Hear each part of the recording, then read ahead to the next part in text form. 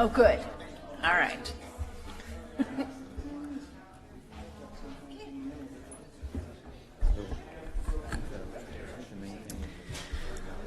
Well, good evening, everyone.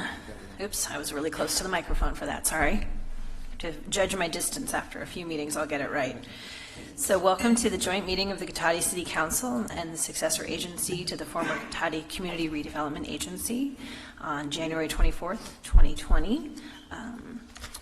Just want to call the meeting to order, and if we could have a roll call, please. Councilmember DeLasso? Here. Councilmember Harvey? Here. Mayor Skillman? Here. Vice Mayor Moore? Here. Councilmember Lamon? Here. Thank you. And then if you could all, if you're able, join me in the Pledge of Allegiance. I pledge allegiance to the flag of the United States of America and to the republic for which it stands, one nation, under God, indivisible, with liberty and justice for all.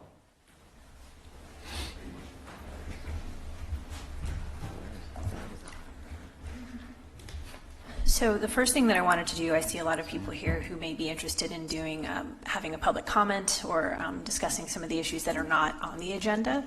So I wanted to see if I could just take an informal thumbs up, thumbs down from the council members to see about moving public comment, which is item number 10, to right after the next agenda item, which is number 4. Is that acceptable to the council? Okay, perfect. Thank you. So we'll move on to agenda item number 4, approval of minutes and notice of waiving of reading of all resolutions and ordinances introduced and or adopted under this agenda from the meeting from December 10th, 2019. Move to approve. Second. All right, I have a motion and a second. All those in favor, please say aye. Aye. Aye. Any opposed? Any abstentions? Okay, please show that's a 5-0 vote. All right, now we will go a little out of order and bring up citizens' business and public comment for consent calendar items. I'll read a brief statement just to kind of lay things out, and then we can move on to that agenda item. Any member of the public wishing to speak to the council on any items listed on the consent calendar or any matters not listed on the agenda that are within the subject matter jurisdiction of the council may do so at this time. Pursuant to the Brown Act, the council is not allowed to consider issues or take action on any items not listed on the agenda during this period. Pursuant to City Council Policy 2017-02, comments of any member of the public are normally restricted to a total of 3 minutes in length per person for matters that are not on the agenda, and a total of 3 minutes per person in length for any and all items on the consent calendar. The mayor may extend the time limit for a reasonable time where a disability accommodation has been requested. And one of the things that I wanted to talk about before we go to public comment, I want to thank everybody who's here tonight. Oh, thank you. For some of the issues that are not necessarily on the agenda but are currently of interest here in Cotati. We've got some folks who are interested in commenting on the county purchase of the house located at 8190 Arthur Street. Before we begin public comment on that, or also I know some people are interested in what's happening at the Veranda Fletty Farm, which is right across from City Council. Since neither of these agenda items are on the agenda, or sorry, since neither one of these issues is on the agenda, we can't really have the normal back and forth that we might have with council and staff, but you should know that we are aware of it. We are getting people's emails and comments, and we'll obviously take that into consideration in any way that we're able to. However, you should know that, and now I'm reading again, existing state law exists around supportive housing, which does preempt the city's regulations or permitting of this type of use. So nevertheless, the city is in active discussions with the county to answer questions and get solutions to concerns that our citizens have around the on-site management of the units and the screening criteria for residents that are proposed to be located there. And then I understand with the Veranda Fletty Ranch, there's some concerns about the removal of the animals What's my understanding, or our understanding as a city, is that the animals are going to be moved by mid-February, just so that they're not there during construction. We don't want anybody letting them out or having the animals put at any risk. And then the plan is to bring animals back once the construction is completed. So those are just sort of some overhead points in case anybody is here on those two items. And then I'll defer to our city attorney if there's anything else I should discuss about with the county's purchase of the property. Thank you, Mayor. That's correct. And I'll just reiterate that it is our understanding at this time that the county is proposing to treat this home as what you called supportive housing. Supportive housing is defined by state law and preempted by state law. And the state housing law requires the city to treat supportive housing as an allowed use, and in particular, a residential use. So what this means for the city is that the county's proposal, as we currently understand it, is allowed without city permitting and subject only to the same restrictions and standards that apply to all other residential homes of the same type in the same district. Thank you. Okay, thank you. So with all of that plethora of information, if anybody would like to come forward for a public comment, this is the time to do it. So is anybody interested? I will open it now to, what's that? Oh, yes. So I'll open up public comment. And if anybody, yes, you can come on up, and then I've got a few cards as well.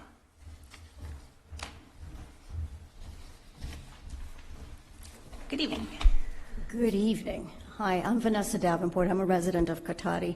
And last week I was across at the Veranda Faletti Ranch and was met there by a woman, Nancy, who was concerned about moving the animals off for the planned sort of upgrades to and improvements to the property.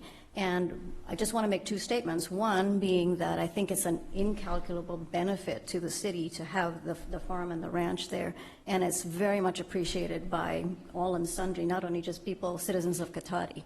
And so we would definitely like to see no action taken that puts that at risk.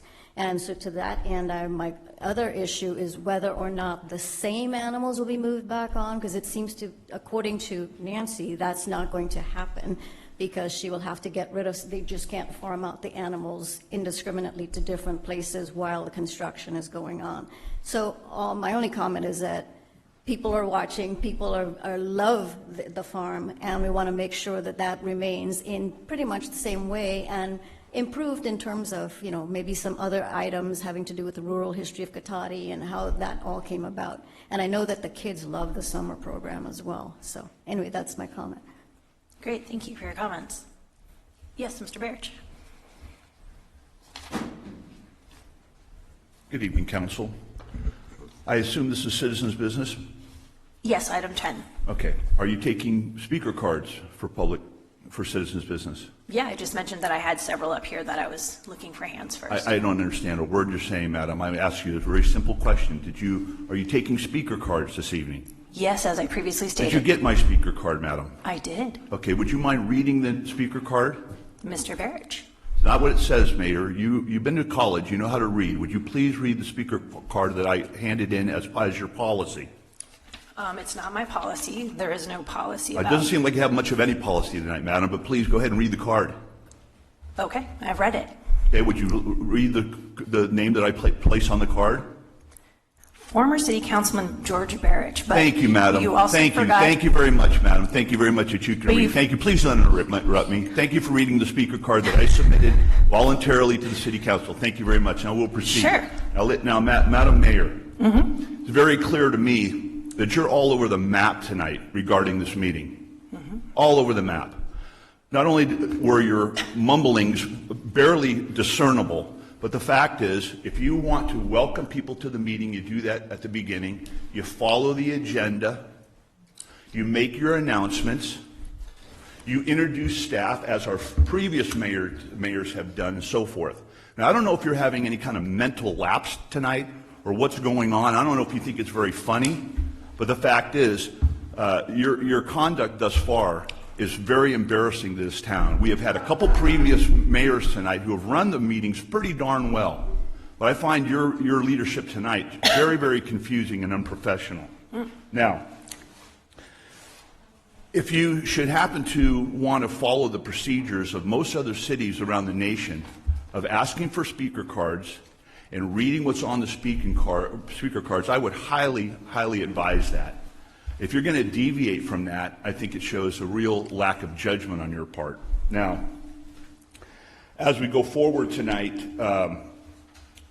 on October 22nd, you brought up an item, the City Council brought up an item regarding purchasing a new police vehicle for this town at the price of $71,000.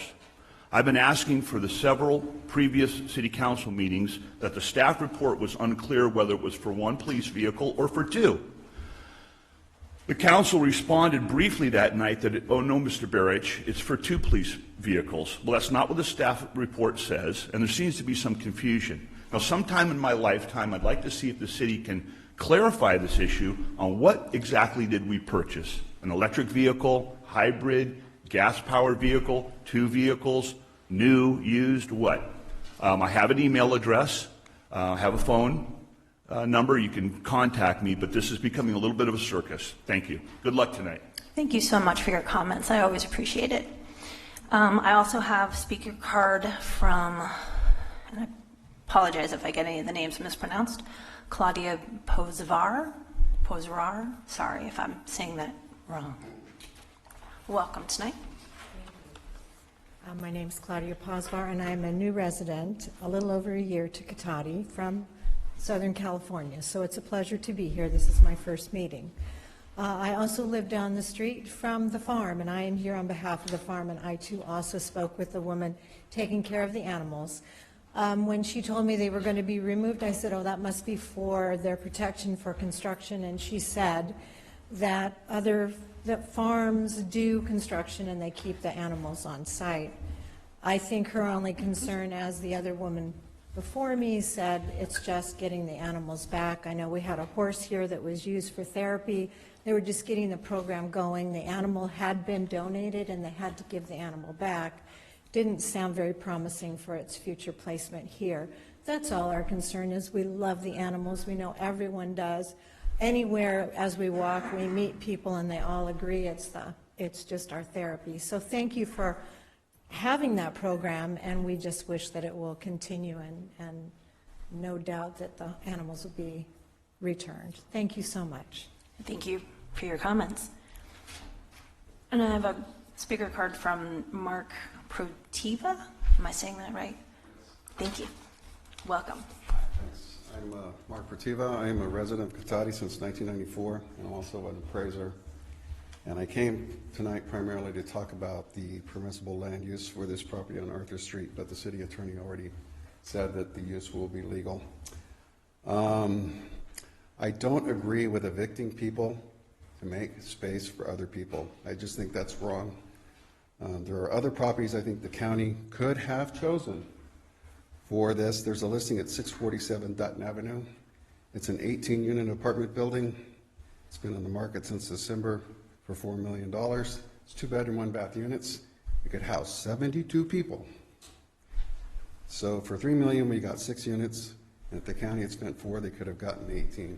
So I think our tax dollars are not being spent very wisely, but I just think it's wrong to evict people to make space for others. Okay, thank you for your comments. And let's see. Vanessa Davenport? Oh, sorry. And we've got Tony Giraldi here tonight. Welcome.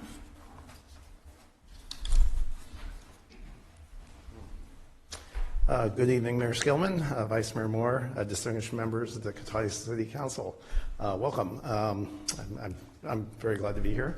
My name is Tony Giraldi. I'm the General Operations Manager for Sonoma County Airport Express, which happens to be the primary sponsor of the Miss Sonoma County Scholarship Competition, the program.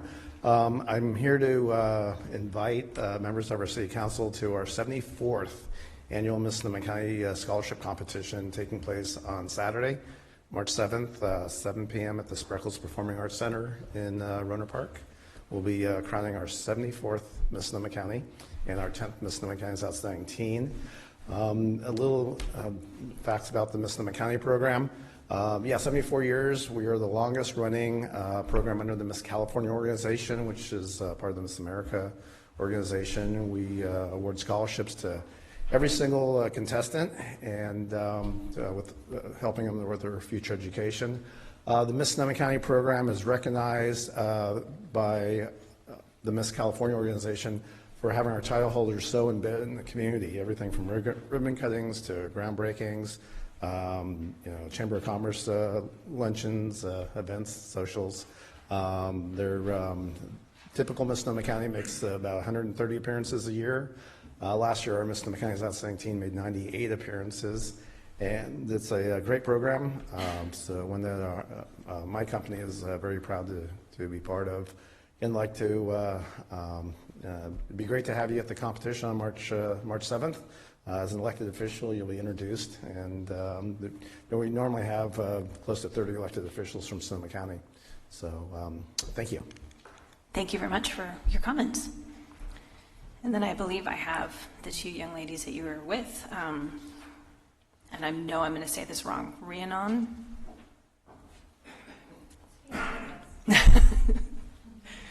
Welcome. Hi, it's Celtic, so, I was thinking, I'm like, it's going to have some silent... sometimes I forget how to spell it and say it too, so it's okay.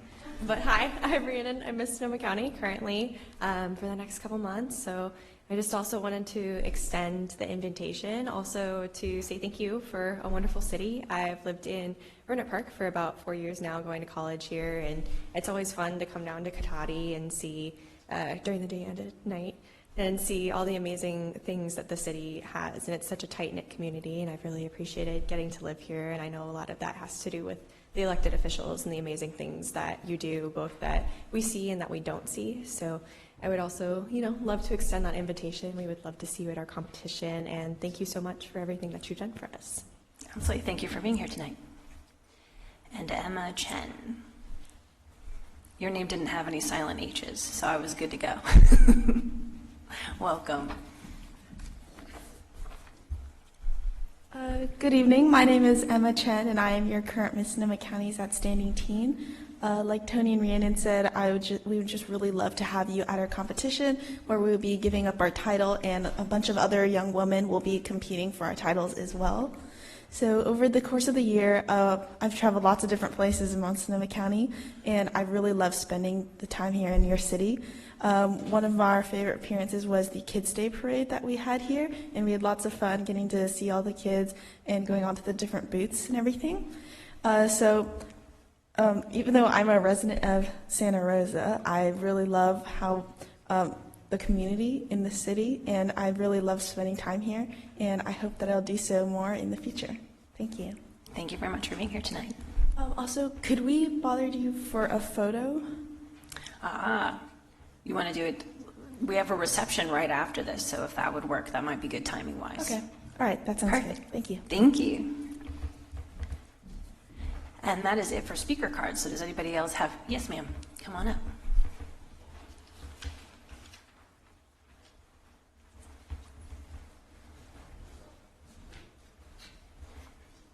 Welcome.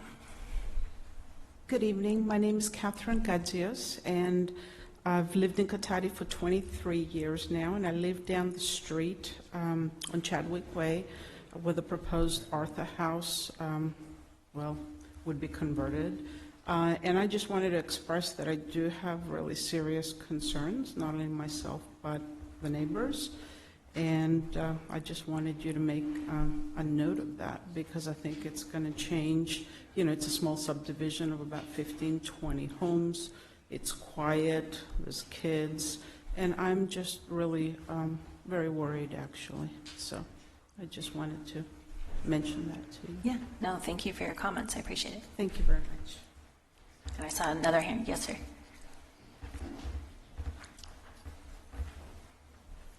Yeah, my name is Kurt Ogden. I live on Arthur Street, literally right next door to the house that's proposed for this site. I know the attorney spoke earlier about how they're going to be managing this facility, and it's my understanding that they are not going to be managing this facility. They're going to be having a management company, property management company running this place.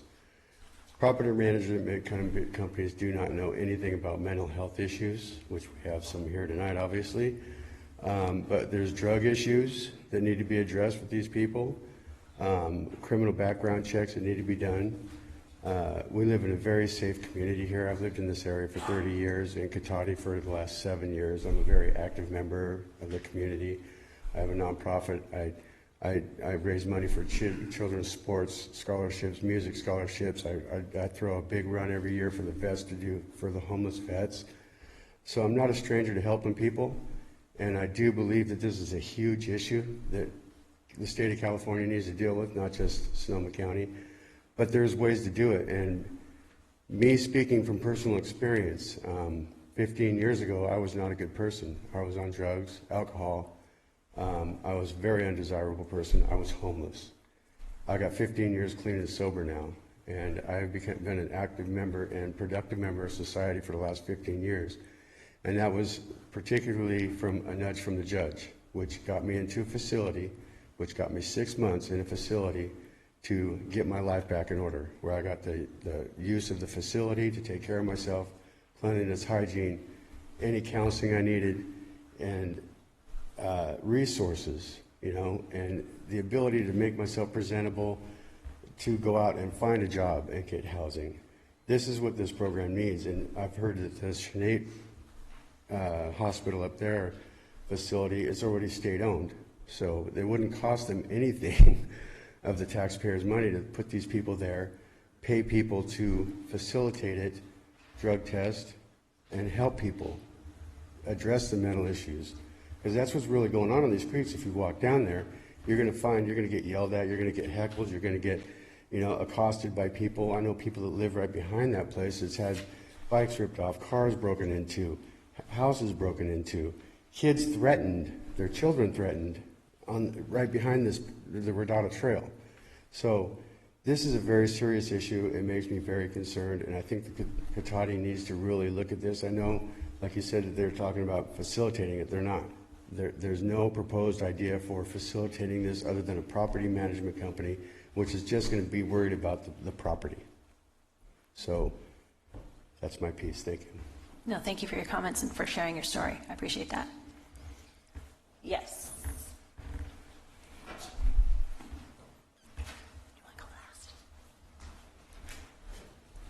Thank you. Jenny Blaker, and I live on Arthur Street. Not all homeless people are necessarily criminals, drug addicts, alcoholics, etc. I know of people, I should say, who've been going to the Joe Rodota Trail, taking food and clothing and other donations, and saying that a lot of people they've met there are very respectful and polite and appreciative. I know it can take one bad thing to happen to someone, like losing a job, losing a partner, having a medical bankruptcy, to start a downward spiral that ends up with them being homeless, and that the first thing people need to get back on their feet again is a roof over their heads and a safe, secure place to live. The county did come to our door with some information, and they gave us contact information to find out more. It sounded as though they'll have a caseworker on site. I know the county I've heard that the county is going to be hiring social workers as well as buying buildings, so that there will be caseworkers to help people get back on their feet. It's a societal issue. I've been hoping the county would do something about housing people. Now it's come to my street. I can't turn around and say, well, I wanted you to do something, but not on my street. And I'm hoping that we can be a welcoming and supportive community and help these people get back on their feet. Maybe I'm being too idealistic, too naive, and I'd be happy to speak with people who know more about the issue than I do. But I'd like to think we could start from a positive place to begin with. Thank you. Thank you for your comments. Yes, sir. In the back. Last. Excuse me. Good evening. My name is Marco Alvarez, and I'm a longtime resident of Cotati. The issue that I want to bring up is crosswalk safety. How many people here walk around town? You guys feel like the crosswalks are safe at times? No. A little dangerous. I speak from experience. There's been a couple incidences where I've been strolling with my son, and people have cut right in front of me. And the last incident was merely 2-3 feet away from me. I left a message with Susan Harvey back when this happened, and with Officer Hamadi, I think, was in charge of the beat. Yes. I was curious to see if there was a plan in effect as far as crosswalk improvements, something similar to the yellow flashing sign like the one that there is before the park. Is there any plan to make improvements around town? Since it's not on the agenda right now, we don't really Oh, have we can't it. talk about, okay. No, you can definitely bring it to our attention. I just wanted to explain why Gotcha. I don't have an answer right off the top of my head. Gotcha, okay. I'll check back in, but I just wanted to bring it to the council's attention and just check in. If everybody, like, show of hands, like, how many of you guys ever been almost run over on the crosswalk? Right? I mean, the worst one, I think, is the East Cotati Redwood right in front of the firehouse, when people are always looking left and not looking right. Oh, man, that is awful. Maybe we can put some money aside in the budget to put lasers on top of the crosswalk stop signs to zap violators or something like that. Trying to bring a little levity to the meeting tonight. That's all I have for now. So I'll check in with you guys later, and thank you and good luck. Absolutely. Thank you for your comments. Yes. Come on back from the back.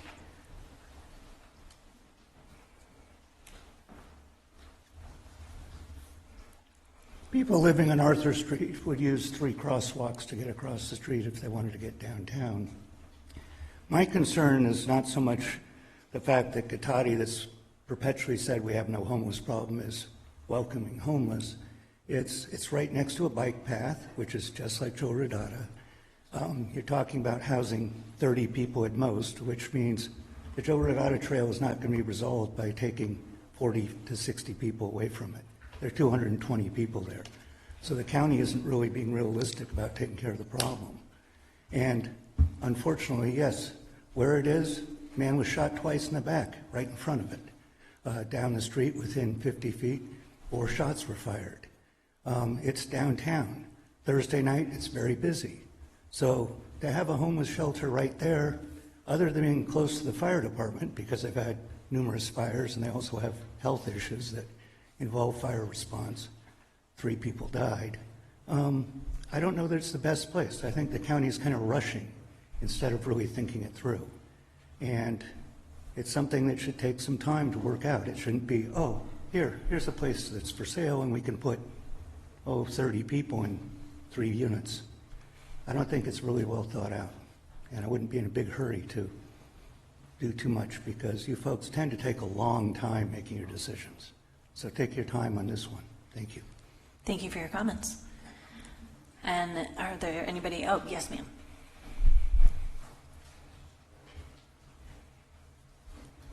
Welcome.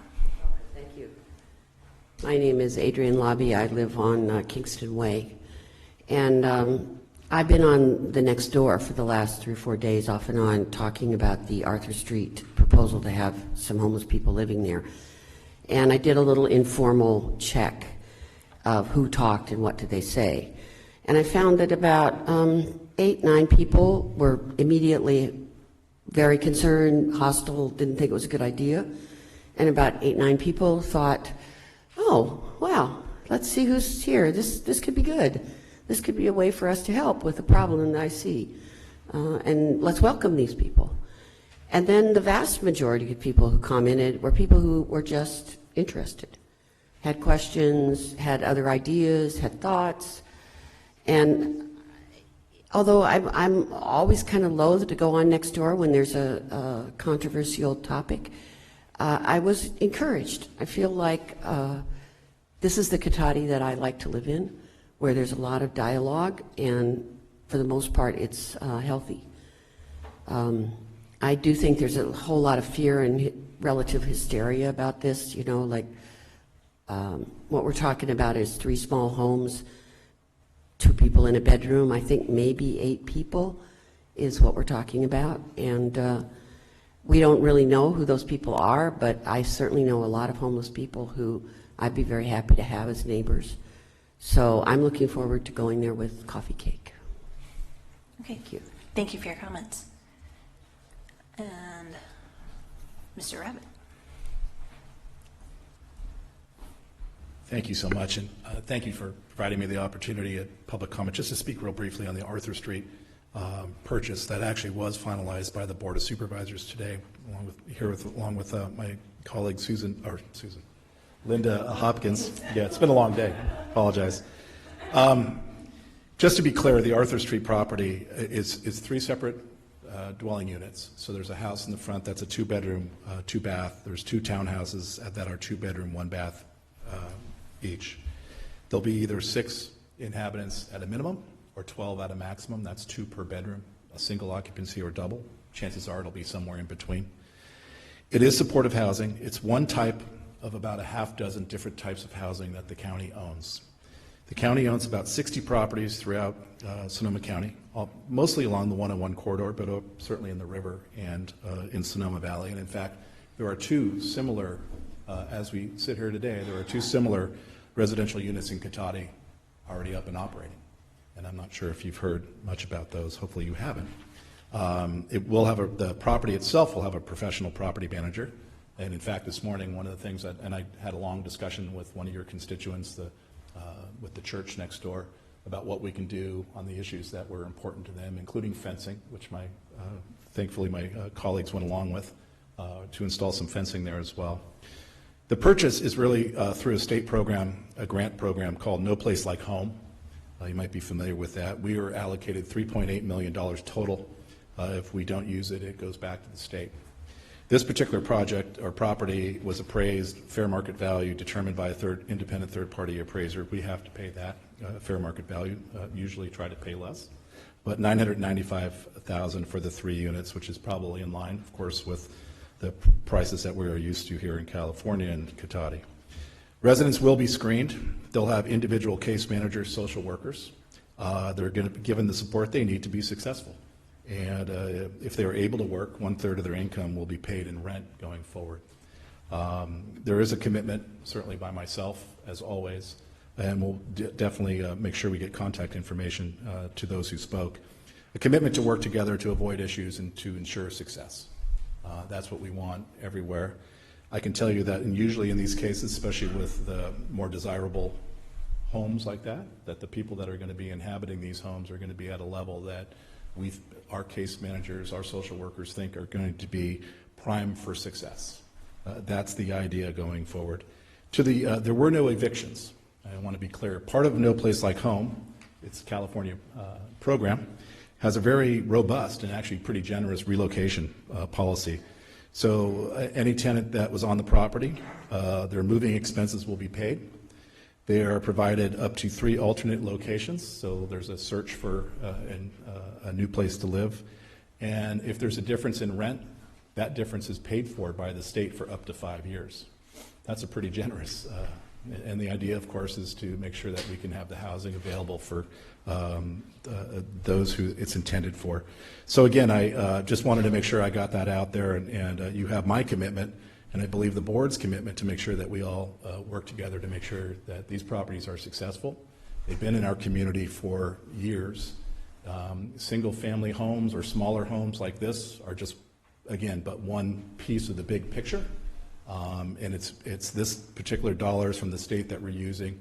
We know that this alone will not solve the 3,000, but it takes all those different pieces together to really have a portfolio that's going to ensure success.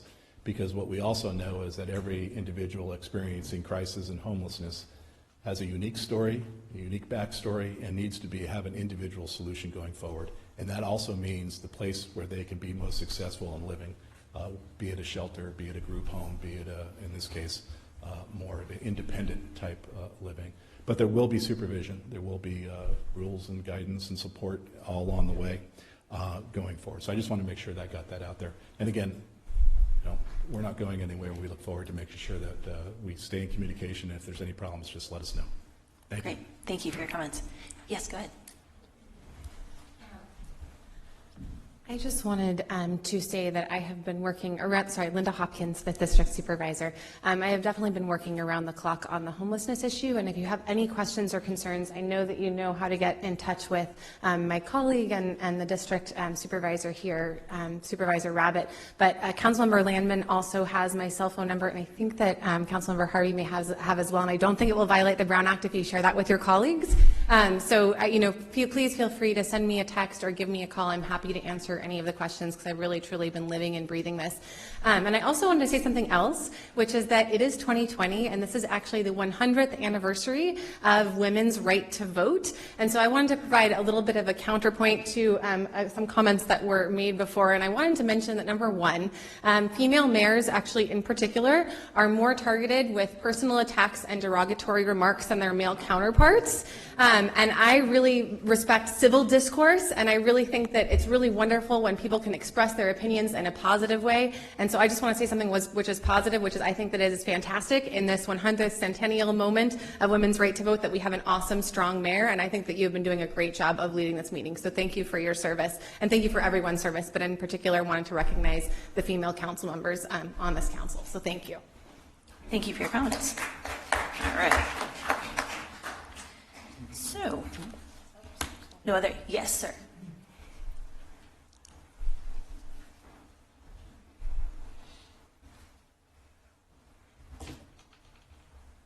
And welcome. Good evening. Clifton Davenport, 8584 Cypress Avenue. I hadn't planned on talking tonight, but I wanted to feed off of what the earlier gentleman was saying about crosswalk safety. I've had an issue for years over here where Cypress and West Sierra meet. It's a very dangerous intersection, in my opinion, for a couple of reasons. One is that I walk my dog down Cypress and cross over to the park and go on many times. And on several occasions, I've had cars just fly right by me while I'm in the intersection, missing me by just a few feet. Most of the time, most people stop and allow me to go across, but every now and then here comes this crazy person and practically runs me over. So there's that issue. The second issue is when they put that white fence up right by the edge of the culvert, it blocks your view when you're pulling into the intersection. You cannot see for probably over 100 feet or more east on West Sierra. So you have to pull out into the intersection before you can make a decision whether to go forward or turn right or whatever. I was actually involved in a minor fender bender because a fellow in front of me pulled forward and stopped, and I was looking to the right to make my right turn, and I pulled up too forward, and luckily it was just a little bump. But, I mean, it's dangerous. And so I just wanted to bring that to your attention. I would like to see something like flashing yellow lights or a stop sign at that intersection. I think that would be the best way to address both of those issues. Thank you. All right, thank you for your comments. Before I close public comment, yes, sir.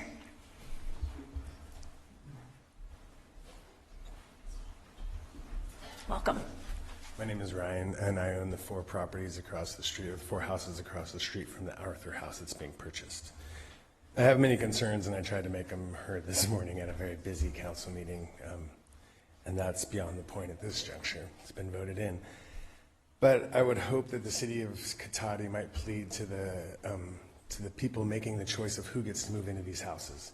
The city of Cotati has its own homeless, and I hope that they are not discriminated against in the decision-making process of who gets to inhabit Cotati housing. And so that's all. I would just hope that the Cotati homeless would have a fair shake at the housing as well. Thank you very much for your comments. All right, and seeing no more hands, going once, going twice. Okay, we'll close public comments. Thank you guys very much for being here tonight. And then, yes, go ahead, Councilmember Harvey. It's too bad that Mark left because one of the upcoming items has to do with looking at Old Redwood Highway and the traffic circling and all of that. And I did get his message. And I do know that at some point there is plans for a stop signal there at William and George and all of that. It's just not there yet. And it's interesting that Clifton brings up the crosswalk over there. I've been mentioning that crosswalk forever, and it gets better and better every time, but I think it still needs work. There's a new sign up, but no one stops, and I have crossed there a million times, so I agree. All right, any other comments from council? Yes, Councilman Lyman. Thank you, Madam Mayor. I'm going to check in first with our council tonight. I just had a couple of questions of follow-up with our supervisors, if I might, without going into deep discussion, but just ask them to amplify a couple of things they shared with us. Would that be appropriate, just for community edification? Councilmember, we generally want to limit discussion to items that are on the agenda. So I think the fact that we have a board member here offering public comment, if you have follow-up questions, I think that that's appropriate, but we do want to limit discussion of the item to agenda. I'll keep it very short, and if it's not short enough, you let me know. That sounds good. So I just wanted to ask if Supervisor Rabbit or Hopkins, whoever would chair to speak, I think you shared some information that I've been hearing from a lot of our neighbors they were interested in hearing. That's helpful. And I wondered if you could just go a little bit deeper in terms of, because I think there's a need to understand what is the level, for lack of a better word, screening. I think you've indicated it would be pretty robust, but if you could speak to that, that would be helpful. Also, the question of supervision. Is this in-house supervision? Is this 24/7 supervision? Because I do take the point, we understand this is different than property management, both necessary items probably. If you could speak to that, I think that would be helpful. And perhaps just along with that, the amount of supportive services. And I recognize some of this might be still not a little fluid, but what you can share, I think, will be helpful for everybody here. So thank you for that. And I have a follow-up after that. Sure, there definitely are rules and consequences of actions. It is not a licensed facility, so that's important to note. We do have nonprofit partners who run licensed facilities for those who need a licensed facility. Again, it goes back to the screening. The screening is to make sure that the type of housing is going to be successful for the individual. And so those that are going to receive this type of housing are going, in the opinion of the caseworkers and social workers, are going to be prime, for success moving forward. And it'll be a daily visit, as I understand it, by the individual caseworker. Could be multiple caseworkers depending on the number of inhabitants and the caseload of the individual. I'm not sure, can't tell you, quite frankly, whether the one caseworker will have all the clients in one individual house. It's probably not the case. Because there's a coordinated entry. Supervisor Hopkins, if I miss anything, please chime in. The coordinated entry and the continuum of care is really where everything starts, and it's really to make sure that someone enters into the system, is triaged, as it were, and is really going to be, again, on a path for success moving forward. But as you know, with the Housing First policies, there's going to be failures along the way as well.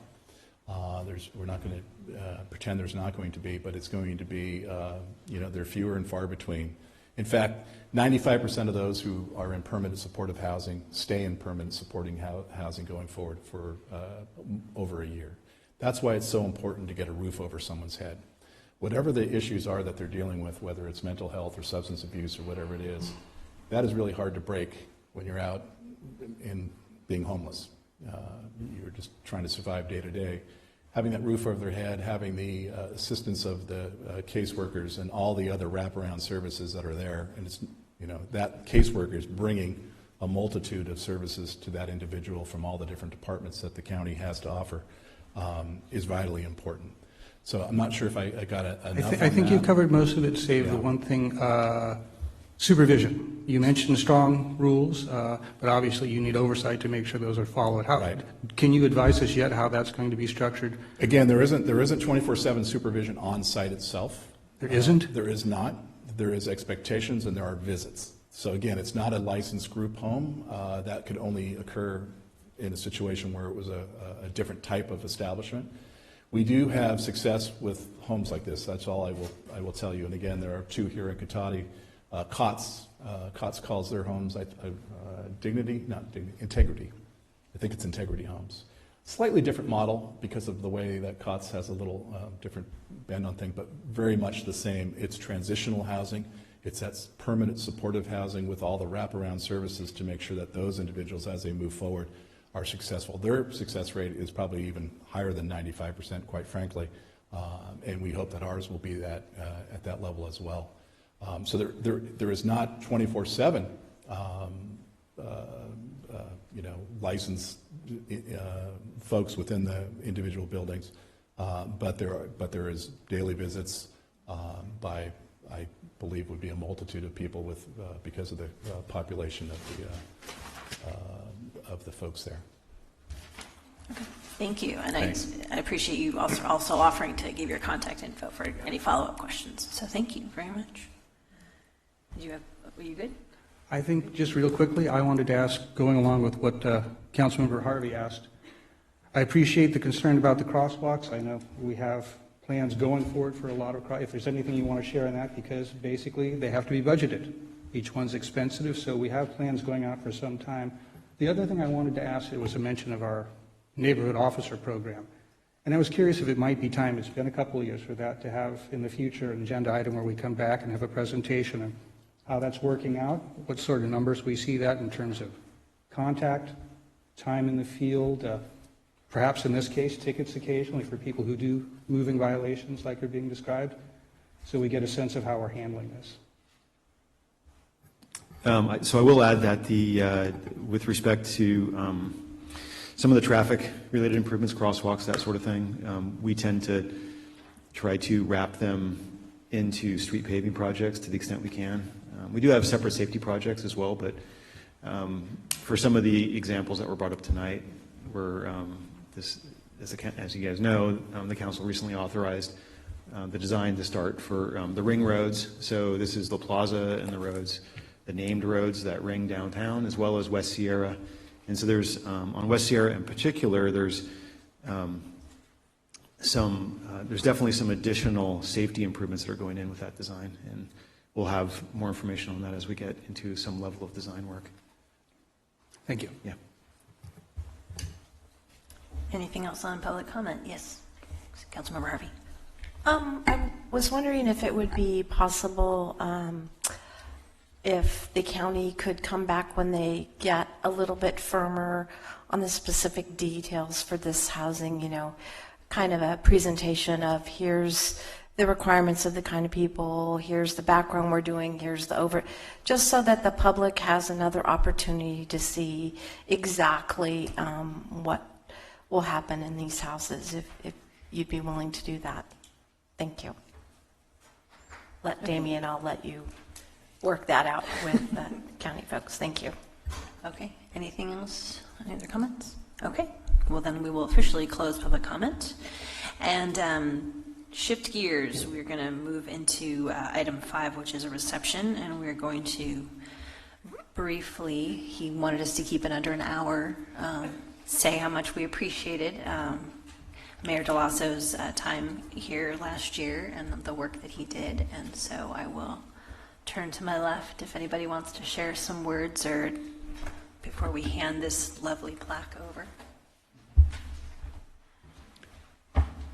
I can't think of a better pleasure than serving for a year with you as a colleague and certainly as a mayor. I think you've conducted the meetings with patience, good humor, thoughtfulness, and openness to the community, and I don't think anybody can ask for more than that.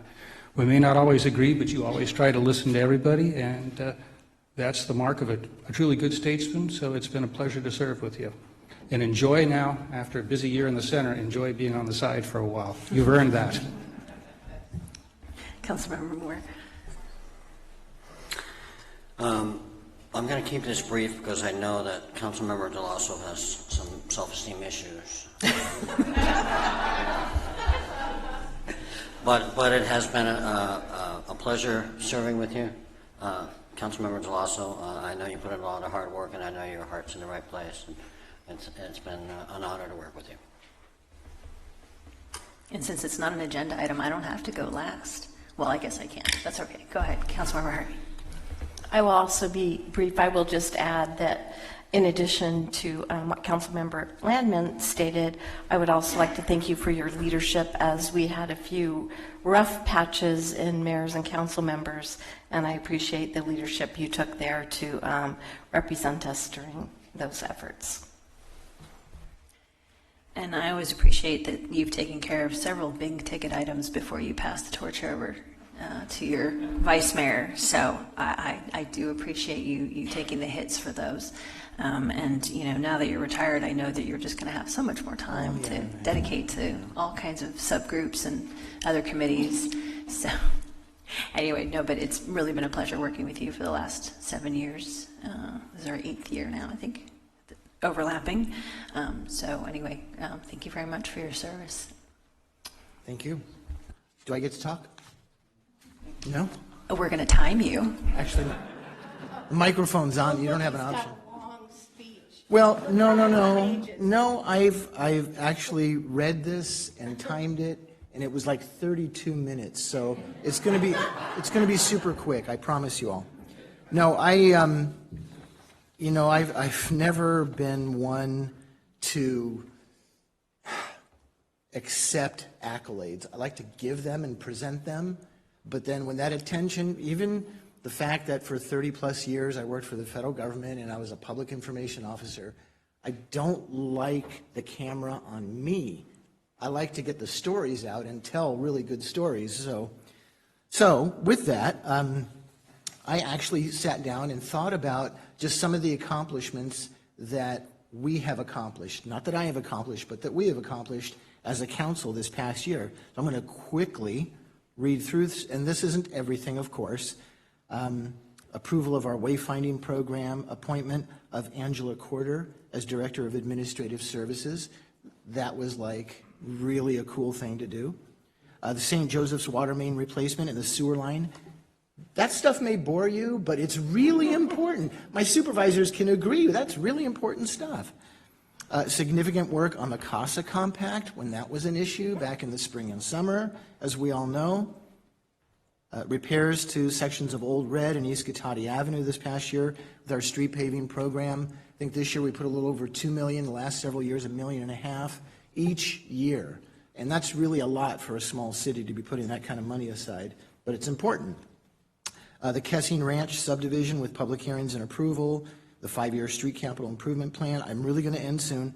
Budget study and goal setting sessions, completion of the city-wide lighting improvement project, appointment of John Bacher as our city attorney. So please pass that on to him, Jordan. I'd appreciate it. He's not here tonight. Implementation of our master fee schedule. That's going to turn out to be a really important thing, I think, for this city. Early phase of the Veranda Folletti Ranch House and its continued use. Thought I just added that while we were talking tonight. Switching our city operations to evergreen power, so 100% renewable resources that we're using through Sonoma Clean Power.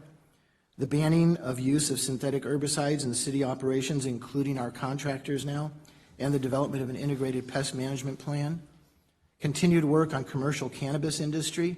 I never thought 14 years ago when I started as a council member that I'd be sitting up here approving and talking about cannabis. But here we are. It's 2020. Is that right? Why not? Moving towards a zero waste goal. We still have some things to really tighten up this next year. Code compliance services, start of discussion of disposable food serviceware, our emergency operations update, the approval of the assisted living facility on 116, a declaration of a climate emergency, awarding the construction for bike and wayfinding plans, and multiple meals to over 100 families. That is now the 6th year we've worked with the California Homemakers Association in December. And it's not just like, here's a free dinner. They're multiple meals. These are boxes with full turkeys and hams and all kinds of fruits and vegetables and canned goods. I mean, this is really important. These are people who are not homeless, but are on the edge and could become homeless. It doesn't, somebody mentioned earlier, it doesn't take a lot to really fall into that category. So hopefully this really does help. All of this in addition for city staff here to be running day-to-day operations as well as they do. And none of this would be possible without a council that can compromise and work together, which I feel we can, a talented staff of employees who are bright and articulate, every one of you, and the ones that aren't here, and commissioners and the public who care about our city. So I'm humbled to continue to work with this collective group, now entering my 14th year as a city council member, and I thank you. And with that, we will invite you all to take a brief break with us, enjoy some of refreshments, and then we will call the meeting back to order. Thank you.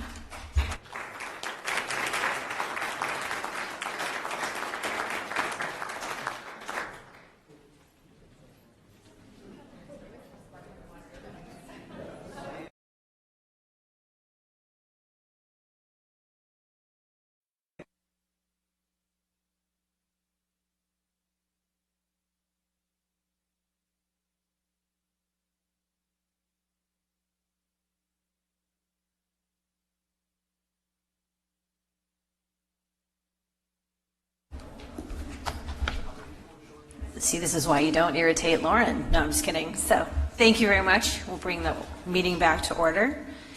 And we will start with me reading a bunch of announcements. Meeting orientation for new attendees and viewers. In conformance with the Brown Act and the adopted City Council rules, the meeting agenda includes items labeled as action items, where the City Council will consider the items and citizens are afforded the opportunity to provide comments relevant to the items being discussed. The meeting agenda also includes a citizens business item, which ironically we've already covered, which is a designated place on the agenda where citizens have the right to say whatever they wish. The City Council may or may not choose to respond to the comments, as we saw, as the government code allows. However, if the City Council declines to respond, it should not be perceived as giving credence to or agreeing to any statements that the City Council or its members believe are incorrect, misinformed, or purposely biased. The City of Cotati had special open office hours on Monday evenings from 5 p.m. to 7 p.m. by appointment in the Community Development Department at City Hall as part of its Cotati Open for Business program. This program provides personalized assistance and information to developers, current Cotati business owners, and those interested in starting a new business within the city. The Rohnert Park Cotati Regional Library hosts events for all ages, including art exhibits, book clubs, and children's programs. All events are free and open to the public. For more information, call the library at 584-9121 or visit sonomalibrary.org. The Cotati Historical Society Museum is open regularly the second Tuesday of each month from 5 to 7 p.m., and they were open right before our meeting. Saturdays from 1 to 4 p.m. and by appointment. For more information, call 794-0305. Citizens interested in receiving City of Cotati community alerts via text or email are encouraged to sign up at nixle.com or by texting your zip code 94931 to 888-777.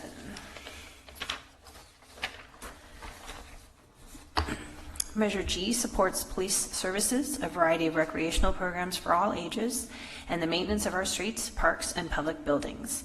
See details on the web at cotaticity.org. And I was looking around. I believe our honorary mayor is busy getting her new semester started, so we will hear from her. We will meet with her at the next meeting in 2 weeks. So we'll move on to item 8, presentations. The first is presentation on the proposed Sonoma County wildfire prevention, emergency alert, and response measure.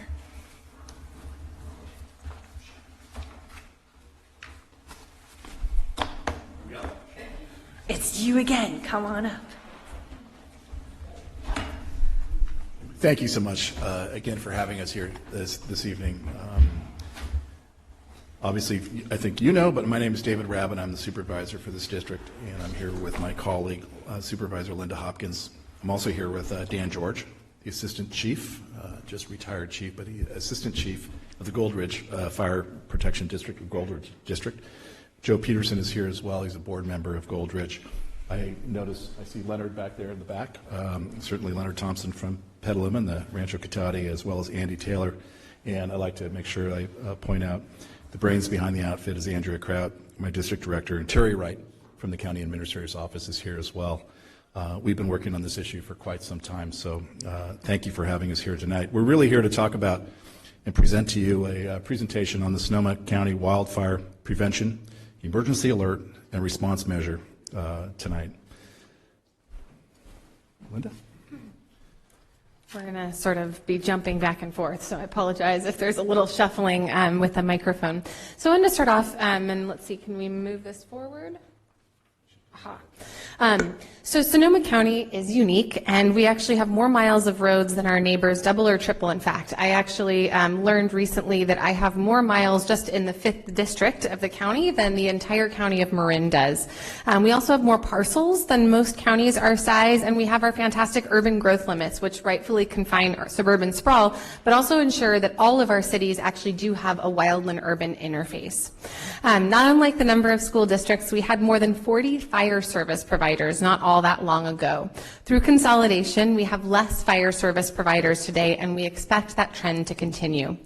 We do utilize many beloved volunteer fire departments, especially out in rural West County, and while those agencies are beloved by their communities, volunteers are harder and harder to come by as demographics change.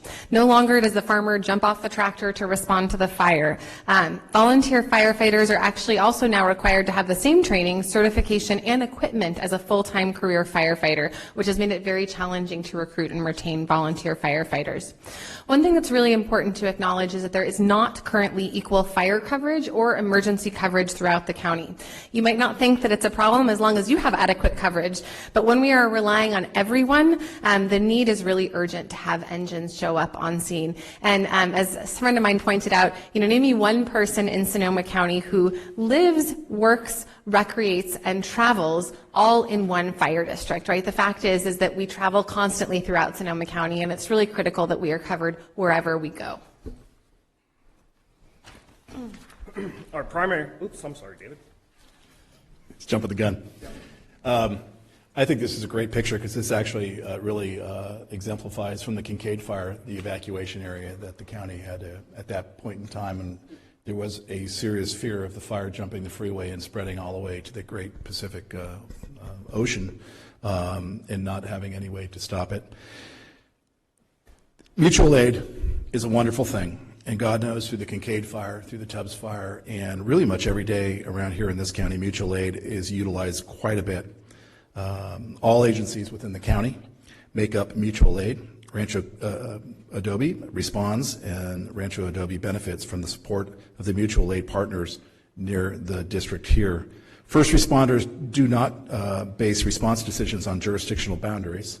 Though an increased resources and personnel, instances of sending mutual aid outside of jurisdictional boundaries will decline, given an across-the-board increase in firefighting personnel. So what we are trying to do with this particular measure is look at the whole instead of looking at the individual agencies. And I think what you'll see is there's a push for consolidation because we think that we can gain further efficiencies that way. We still acknowledge that we probably have too many fire entities in the county, although there are less today. But there's a really important push for equity in terms of coverage, making sure the stations are in the right areas, the equipment is in the right areas, and the personnel are in the right areas. And that doesn't mean that there will be an urban response at the coast. It means that it will be appropriate to that location, but that what will show up will be the right piece of apparatus or equipment with the proper number of firefighters, paramedics that will be trained appropriately and going forward as well. I'll turn it over to the chief. So the primary goal here is that we want to provide a more effective, efficient, and sustainable fire service response. As Supervisor Rabbit just stated, we are the first responders. We respond to the homeless. We respond to medical aids. We are the ones out there at 3 o'clock in the morning cutting up the trees to get them out of the road so people can get their work.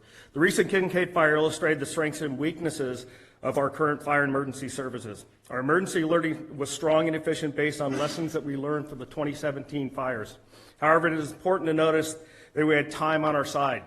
Difference between the Kincaid and the Tubbs was Tubbs came really early in the morning. The Kincaid fire, by the time it came down off the hill, we had some time in the morning to deal with that. We were able to receive mutual aid quickly and efficiently from across the county and from across the state.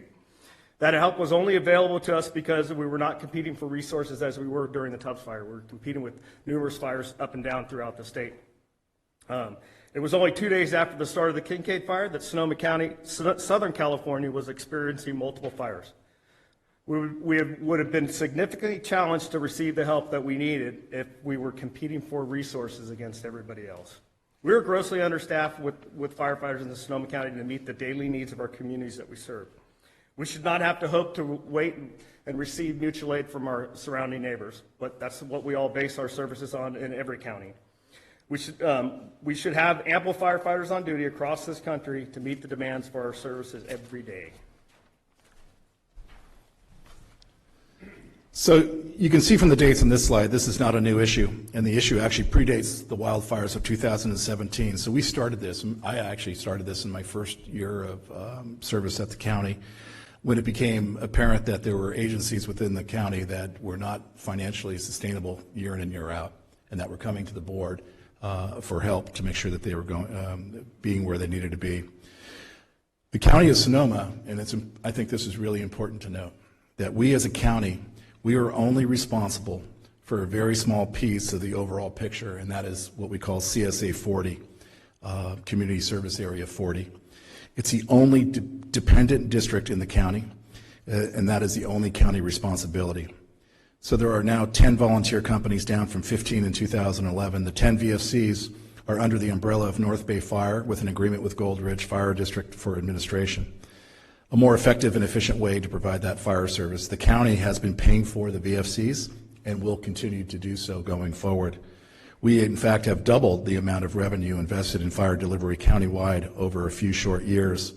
That county funding sources include now about $1.5 million in Prop 172 revenues. Prop 172 is the public safety portion of sales tax.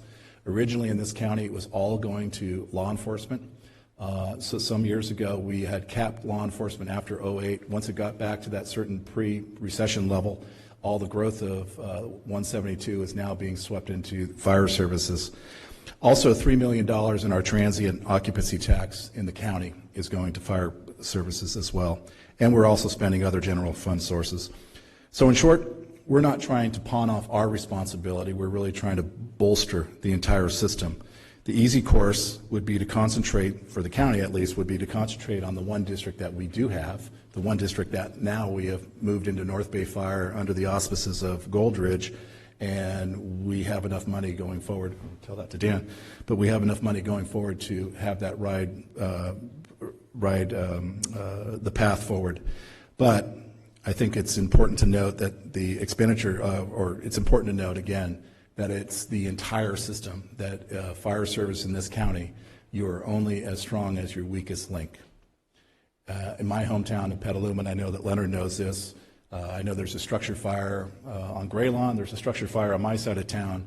6 separate entities respond one way or another, whether they cover the downtown station or whether they're going to be at the actual event itself. So if your district is where it needs to be in terms of training, personnel, apparatus, staffing, and everything else, which Petaluma, quite frankly, is very good, you're still dependent upon those other 5 jurisdictions to show up with the right apparatus, with the right number of personnel, with the right number or right amount of training. We are so interdependent.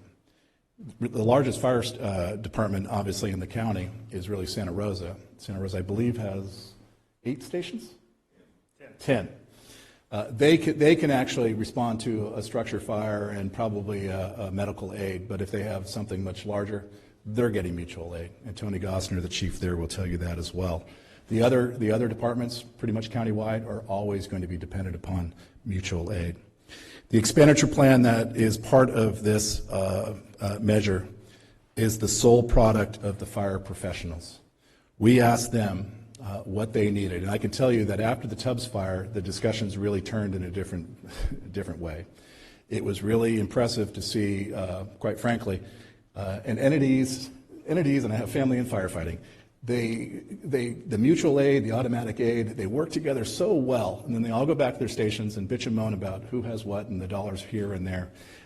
But the patches came off. It didn't matter who you worked for, in what area of the county. You were looking at the bigger picture. Very, very grateful for them to do that. It's really to make sure that we ensure all county residents have the services they need no matter where in the county. It doesn't mean, again, the response time is going to be different downtown Cotati versus Timber Cove. It is.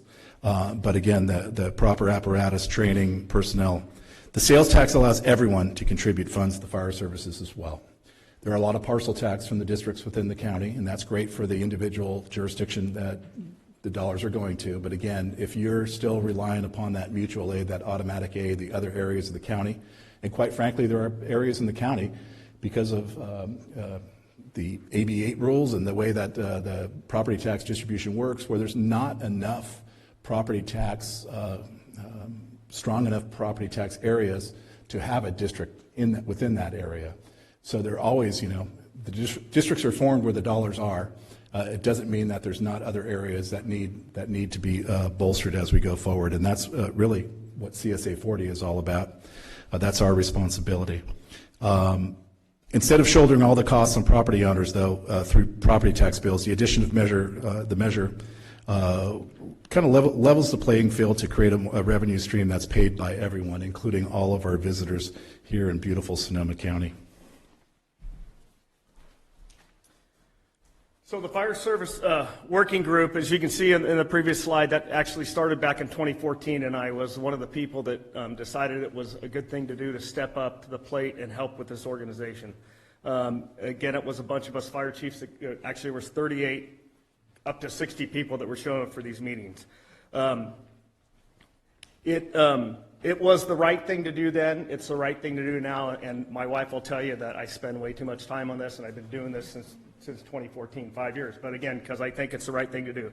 As you can see, there's the members of the Fire Service Working Group are fireship leaders representing cities, special districts, the County Fire Chiefs Association, Cal State Fire Chiefs, CAL FIRE, and the Firefighters Union leadership. We were appointed by the Board of Supervisors to provide strategic goal setting and leadership to develop a fire and EMS system to meet the current and future needs of our county and all the jurisdictions we serve. We come together every Monday for 4 hours and sometimes meet midweek with the ad hoc as one unified leadership group. Our goal every meeting is to design a fire and emergency delivery system that meets the needs of all city, counties, special districts, tourists, and our business partners. We've worked hard to develop this plan, a plan that significantly enhances the fire and emergency services for all county residents. And I'll tell you, this plan that's before you tonight was vetted by each fire chiefs during meetings with the Fire Service Working Group in each region with the chiefs. And we've done that twice now. We had the initial silver plan that we went through, and a lot of this stuff is trying to design this thing on an effective fire response for our communities. This plan represents the inclusion of any edits that each chief has desired of the last time we meet. And when I said we bring our counties broken up into, some people will call them zones, I call them regions because they've been around here for a long time, but we brought each one of those regions in together, sat all the fire chiefs down, put stuff up on a map so they could see, and got their input into this plan. The fire chief's recommendation is we really want to reduce reliance and dependency on mutual aid, have the firefighting force on duty every day to meet our current and future challenges. Because I know if you go to the city of Santa Rosa and talk to the city manager there, he would like to see his folks not go out of the city as much as they do. But that's, like I said, there's nobody here in the county that can rely on its own by itself. So this is just kind of it's a map that shows some of the different fire districts and volunteer fire companies that are within the county. It's the midsection. This here is the southern section where you can kind of see where Cotati fits in there. All that stuff that's right along the border, those are what we call the six-pack, which is the BFCs, and then you've got Cotati or Rancho Adobe Protection District there in the center, sandwiched between Roanoke Park and Petaluma. And VFCs are? The volunteer fire companies, VFCs, that's the CSA 40 folks.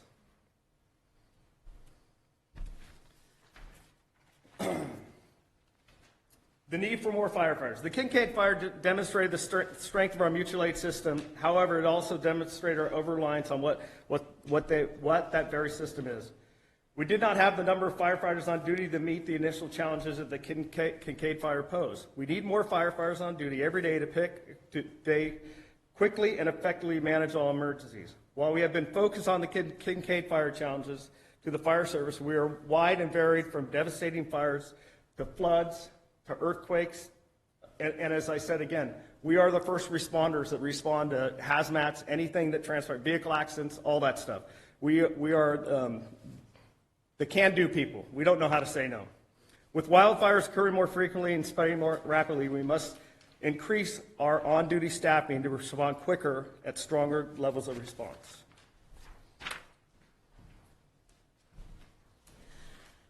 So as most local government does before they look at considering putting a ballot initiative on the ballot for voters to consider, we did do polling, and the polling clearly showed that the public has an interest in continuing to invest in vegetation management, wildfire prevention and preparedness, emergency alert and warning systems, as well as firefighter stations and apparatus. As I mentioned earlier, we have a great deal of wildland-urban interface in Sonoma County, and it seems to me that ever since I've been in office, actually more than 90% of my time in office has formally been spent under a locally declared disaster, right? We sort of carry those forward so we can continue with emergency actions. It's been fires, it's been floods, it's been too much water, too little water, and so I think that we recognize that we are going to be experiencing these increasingly severe fire weather events. So we also, as we all know, and some of us who serve on Sonoma Clean Power have talked about this quite a lot, have a public utility that has years of deferred maintenance. All of this leads us to a strong need to more aggressively address vegetation management, whether that is through sort of actual chipper programs, whether that is through managed grazing and sort of holistic approaches to vegetation management. We really have an opportunity to reduce the catastrophic risk of wildfire. So this measure does bring fund for both programs and personnel to carry out the appropriate vegetation management to keep Cotati as safe as possible in those wildland-urban interface areas. And so the great thing about this is that, a lot of property owners don't know, they just can't afford it, right? They know that they need to do something with their property. They know that it's not sort of adequately managed, and yet they maybe are in fixed incomes. And so this will actually provide them with opportunities for support for that vegetation management work in these critical areas.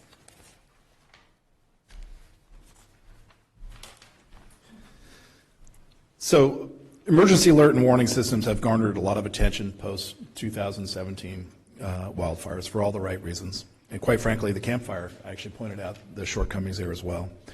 The Kincaid Fire was handled much differently, but that really was only because the county made a significant investment in alert and warning systems going forward.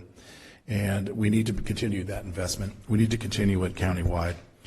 It's something that we need to continue to invest in. During the Kincaid Fire, the wireless emergency alert, or the WIA system, was used 15 separate times. SOCO alert was used 26 times. And Nixle alerts, I think we lost count. And I know we all get those. The NOAA weather radio was utilized twice. And what's interesting there, that was the first time it was used for such an incident west of the Mississippi. First time for wildfire incident west of the Mississippi. So in addition, the Sheriff Department used the high-low siren when ordering evacuations, and that really did prove very beneficial. People knew that that was something different and to take notice of that going forward. Fewer folks today have landlines. This has been a problem with alert and warning and trying to be able to contact people. Most cell phone alerts, as we have them now, are opt-in, and you have to keep your phone on, and you have to keep it charged, and there may or may not be power in some of these circumstances. Technology continues to advance, and again drives home the point that we need to continue to invest. We need to continue to invest in alert and warning systems for fires, for floods, for, God forbid, the earthquake that is somewhere around the corner.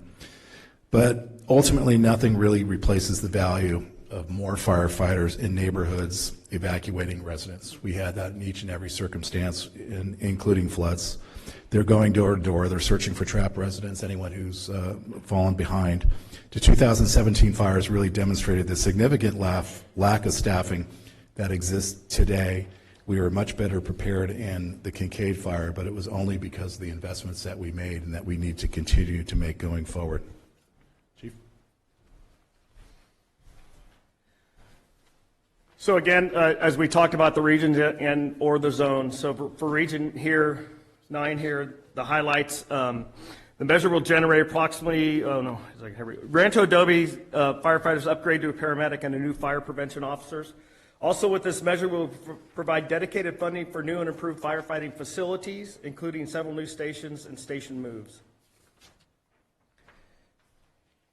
And when we're talking about the new facilities, you can see up there, and basically the measure took stock of the needs and directed funds for station infrastructure. While it may not give you 100% of the cost, it offers a large percentage and the opportunity to leverage dollars for other funds or as a way to finance construction going forward. We cannot have any seismically deficient fire stations in the county, nor can we afford limping along and paying a premium for deferred maintenance or having non-compliant fire stations. And just in closing, because they'll finish this thing out, I've been in the fire service since 1978, and I think I came to Cotati in 1984 and started working for those folks. And way back then, just to give you a little snapshot of how far our county has come, we wouldn't even be having this conversation today. That's how times have changed so much here. We'd go to fires and people would stop at their boundaries and pack up and go home.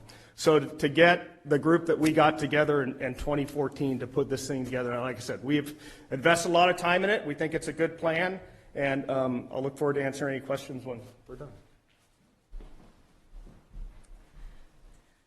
So as I mentioned earlier, we do have fewer fire agencies in Sonoma County today than we did last year and the year before. The consolidation has brought about effectiveness, efficiency, and more financial sustainability, especially to some of these smaller districts. This measure actually offers both the carrot, dollars, as well as the stick, which is consolidation, or at least the incentive for consolidation. There is actually a clawback clause for everyone except for the municipalities to pursue consolidation where it makes sense. And that will be reviewed both through LAFCO as well as the Board of Supervisors. And this is really critical because I represent, I think, more fire districts and volunteer associations than any of the other supervisors on the Board of Supervisors, which have a lot of really small districts, and I represent a very large rural, geographic area.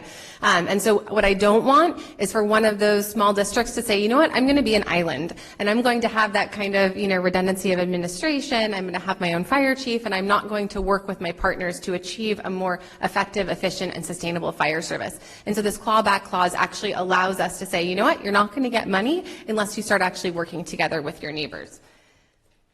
Which brings me to the next item, which is reallocation.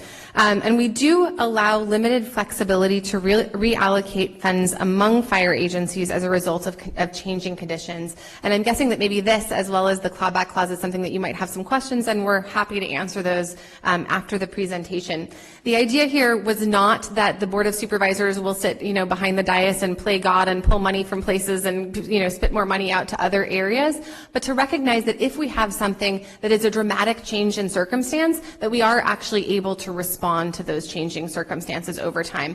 Critically, this does not have a sunset clause. It exists until being repealed by the voters. So we wanted to build in some flexibility, knowing that maybe there are suddenly dramatic population shifts, potentially as a result of some kind of, whether it's a fire or a flood, and that we would be able to reallocate funds accordingly. But that's why we set a very high bar, which first it has to be recommended by the Sonoma County Chiefs Association, and then it actually has to go to the Board of Supervisors for a unanimous vote, which means that any one supervisor who votes against it could veto the entire thing. So it clearly needs to be in the best interest of all communities countywide.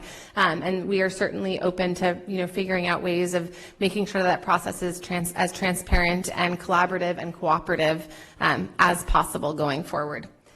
We also do have what I think is now really standard for ballot initiatives, certainly in Sonoma County, which is we do have Independent Citizens Oversight Committee, independent audits, and annual reports so that the voters and the taxpayers actually have assurances that their taxpayer dollars are being spent, per the promises that were made in the measure. And that brings us to the polling research process, which I think David's going to Apologize for the back, and we're trying to do it. This has been a group effort, so it's a group presentation. So the county did hire both a consultant and a pollster to help draft the measure. EMC Research, I know that we're all familiar with EMC, conducted not one but two polls and 2 sessions of focus groups in between, both to see if there was support in the county and to really hone in on the message and the deliverables.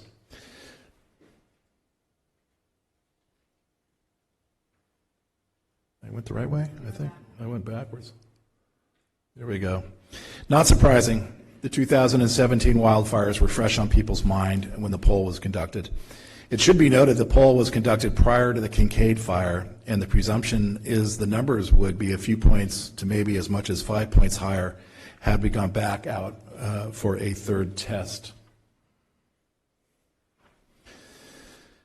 The concerns in the county are pretty consistent across all the polls that we're familiar with. I think we saw the same thing with SCTA's poll. Housing and homelessness has consistently been at the top of both this last year, followed very quickly by infrastructure and fire protection and disaster preparedness. Again, after Kincaid, we do believe that those numbers would probably be a few points higher even yet.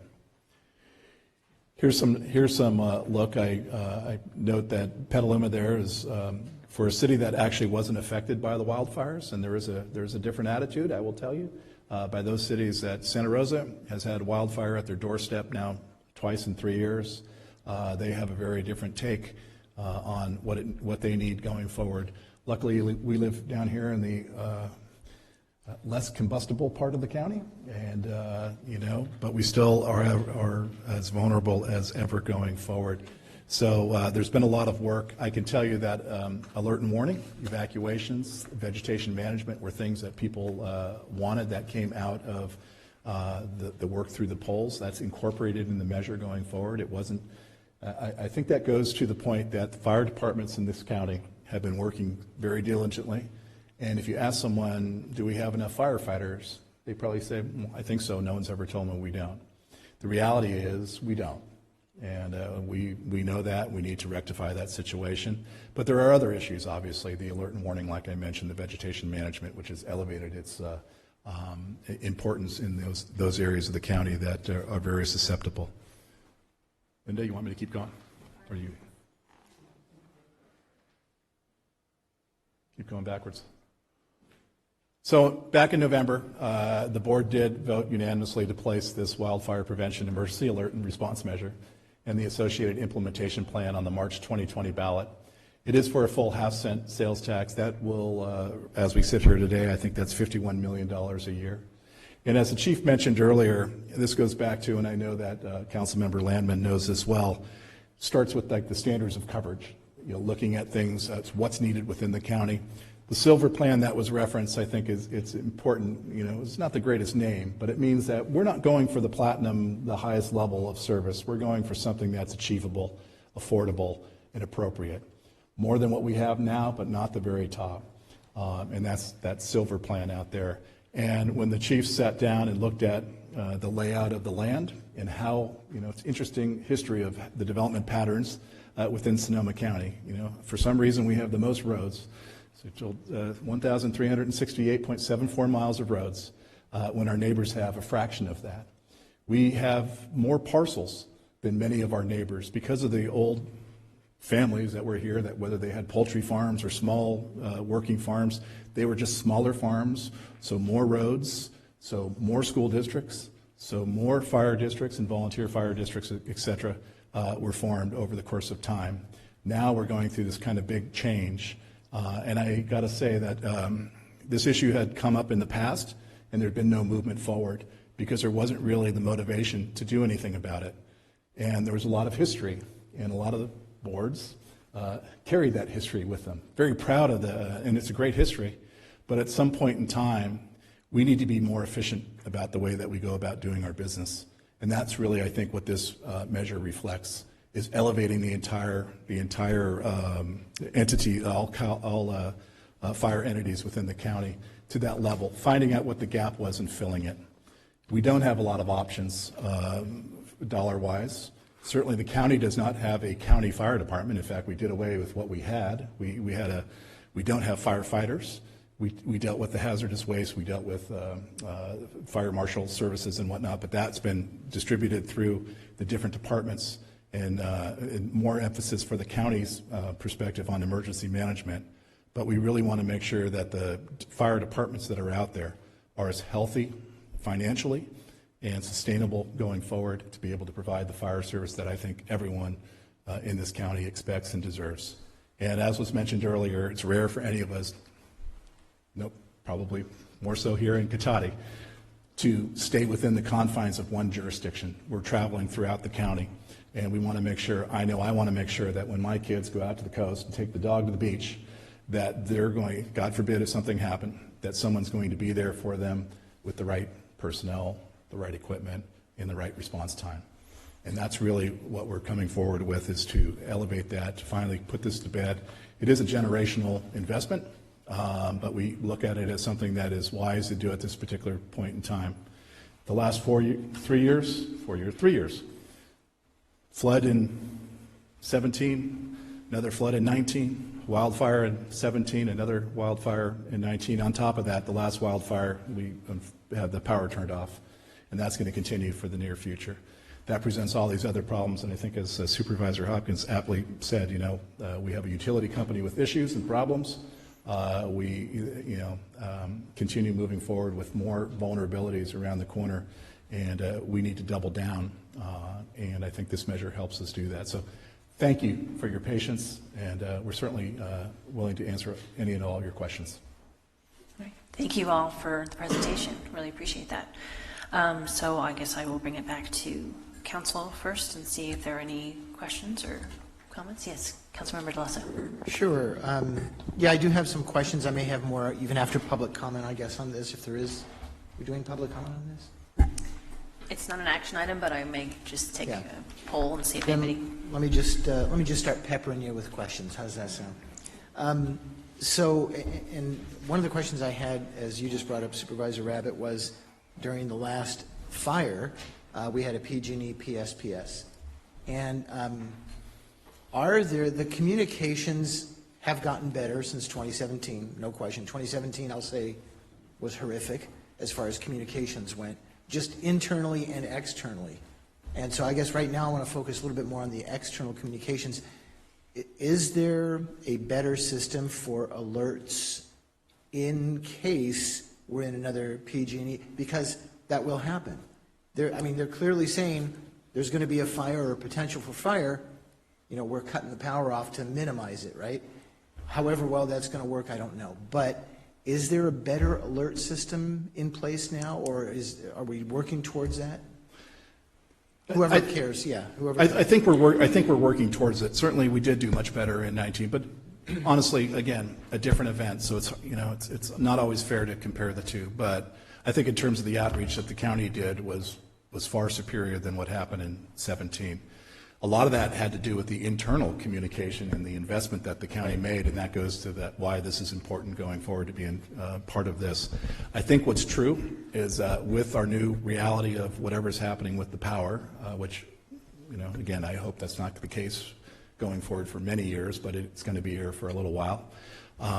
We need to be prepared, and we need to continue to have the resources available to be nimble and to go after that next thing. I know that Senator McGuire has a bill coming forward to increase the battery time for cell towers, for instance, and I know that Supervisor Hopkins, again, representing the West County, that's been a huge deal. Broadband is big, and access to that outside of the 101 corridor. So it's something that we continue to work on. I can tell you that Chris Godley was a very good hire, and he also has an alert and warning person beneath him, because did we double or did we triple the budget for emergency management post tripled, and it is much more robust, and I think that's what you saw with the Kincaid fire. But to answer your question, it's an evolving science. It's going to take investment, and that's why I think it's important that we have a pot of money to pull from, because we're all going to need that. Right. So I'm sorry. Go ahead. I wanted to add one thing, which is just the importance of sort of geographically specific and also redundant solutions. So one of the things that Chris Godley, our emergency manager, is doing is looking at what systems work best in all parts of the county. It's particularly sort of salient in areas that I represent where you have really very severe topography that limits, for instance, a siren sound. So we're looking at different systems that work for different areas. Also now looking in particular at systems that work, during a power outage, and then also trying to make sure that we actually are not not just relying on one system, because there are so many different ways that people get information today. And as Supervisor Rabbit mentioned, these new systems are being debuted all the time, and there are sort of best management practices and conferences, around the state. And so being able to actually invest in those new and better and improved systems as they come online, I think is going to be really critical for our county. Topography was my next topic, conveniently enough. Thank you for saying that. So, in the years working out at Point Reyes and dealing with fires and dealing with catastrophic fires that we had out there as well, we started to create strategic fuel breaks. And actually, Supervisor Rabbit and I had coffee in town several years ago, and I think I asked the question, I'm not going to pressure you, but I think I asked the question, it's like, do we even have something like that in the county, which we didn't at the time? And it's so critical because one of the slides, no need to go back to it, but it talked about vegetation management, and there's a bullet that says tree limbing and tree removal in targeted fire-prone areas, which makes perfect sense to me. If it's just for the purpose of creating a strategic fuel break. In other words, we're all kind of savvy to climate change issues, and to go in and denude a forested area is not the right answer, obviously. So I'm wondering, instead of exacerbating an issue like climate change, heat, erosion, all the things that'll come with cutting too many trees down, when I see that, the yellow flag goes up, and I said, okay, well, what do you really mean by that? Because I agree that, we don't need to go, I don't want to say rake the forest, but we don't need to go do that, but we do need vegetation management, because when it takes off, crown fires fly, a half mile to a mile ahead. So kind of what is the idea behind some of this veg management, if you can? So within this plan that we put together, there's some prevention officers that we put in there, and there's also some money that's been put aside that we just need to figure out how it's going to be facilitated, but for some hand crews to go out and do some of what we're calling shaded fuel breaks. And from what I hear, because I wasn't here during the KK fire, they had done some up at Shiloh Regional Park, so when it did hit the foothills and everything, they were, you're not having those 300-foot walls of flame coming at you, because you're right. We can keep the fire out of the crown and down on the ground, and that's what we do with those shaded fuel breaks and ladder the fuel. So that is a big thing. The county last year gave $500,000 to some of the fire districts that went out and did help with inspections to get that stuff going. Geyserville's just now completing a pilot program with some, Joey, correct, their non-safety hand crew, where they're going out and doing those. So there is funding specifically in there for that, but also on top of that, if you think about it, if we can get our fire crews out there doing inspections, going out to people's property and say, yeah, this is what you need to do, it gets them out there face to face with the community, it helps the community out there. And I just want to draw a sort of a bright line between vegetation management and forestry or forest management. We're really focusing on the wild and urban interface, which is that critical sort of break in terms of, as you know, preventing the catastrophic wildfires from burning into the urban core. And this would also actually provide some opportunities for property owners to create defensible space. So those folks who live on the outskirts of the city, or maybe even further in, to actually look at how do I create that 100-foot of defensible space that firefighters need in order to actually save homes when the fire does come. Yeah. And just lastly, I think the big thing is public lands, publicly owned lands or access lands versus private property, of course. It used to be that we would encourage private property owners to do the right thing in terms of fuel management. There are going to be certain places where I think it's going to be more than just encourage. It's actually, you need to step up and take care of the fire breaks, and that's part of the enforcement actions that we've been putting in place. It may not be the same everywhere in the county, quite frankly. We're going to concentrate on those areas that we know are susceptible to that. The shaded fuel breaks did work very well in the Shiloh fire. They helped that defense of Windsor. And so the county has been very progressive in the vegetation management. If you're familiar with fire districts, unlike a city can go out and do hazardous abatement on a piece of property, go out there and get it done, you just attach to their property taxes, gives them an incentive to do it. Fire districts can't do that. We can send them all the letters we want, take them to court, usually say they can't afford it. But the county passed an ordinance 2 years ago now where the fire districts that are participating in the program go out and cite the property owners, go out and inspect, tell them this is what you need to do. We go back and do a second inspection. If it isn't done, then it's turned back over to the PRMD or the prevention side of the county, and then they start the abatement process. So we are way ahead, like I said before, where we were 30 years ago, with all of us working together, not only with the county, but the fire districts, trying to clean up some of these messes. No, that's great to hear. One more question, and then I'll turn it over, but I do have more questions, but just one more for now. I agree that, you never have enough firefighting staff. Okay. That's a statement of fact. Is the plan to hire more permanent full-time, or is it more of a seasonal crew? Because to me, it seems like late summer into fall, September, October is the worst time in California for fires, obviously. So are you leaning more towards permanent full-time type hires or more seasonal hires? No, those are 200 permanent full-time firefighters to get into fire stations. For instance, our stations right now are staffed with 2 people. That's an engineer and a firefighter. Rancho Adobe, I think you guys are 3 on staffing, captain, engineer, and firefighter. That in a sense, really, for the amount of calls that these guys run, especially City of Petaluma, they should be at 4-0 staffing. That's 4 people on engine. But the industry standard is pretty much 3, and that's what we're trying to get everybody in the county that, because when we strengthen our neighbors, it strengthens the whole system. So that's 200 permanent folks. Now, that's not supposed to take away from the volunteer fire companies and everything we have out there. As long as our philosophy in the West County and our department is, as long as we still have volunteers that are knocking on the door, we're going to accept them. Because just so you know, during the Kincaid fire, because of volunteers and a mixture of everything, they pushed what we call the all-call button, and they mustered up almost 60 fire engines to the Luther Burbank Center when that thing started moving to Santa Rosa. So that's our surge, and that's where we need having those 200 permanent more people helps us immensely on a day-to-day basis, but we still need the volunteers and all the other part-time people. Sure. I also wanted to mention that actually the majority of calls that firefighters respond to are not actually fires, but medical calls. And with the sort of aging of our Sonoma County population, as well as with increasing tourism traffic and sort of an increase, looking at sort of collisions on a lot of our rural roads that have become almost like highways, even though they're supposed to be small rural roads, that's a really important response. And so that upstaffing enables us to better serve those needs. And also when we're talking about vegetation management, that's not something that you actually do during fire season because of the potential to spark a fire. And so that's actually sort of, an off-season kind of work that then some of those firefighters can actually be going out and performing those property inspections and letting people know that they don't have the adequate defensible space, and then they can support that work on the off-season. And of course, the last thing I was going to say, the 200 firefighters, of course, that's 3 shifts, correct?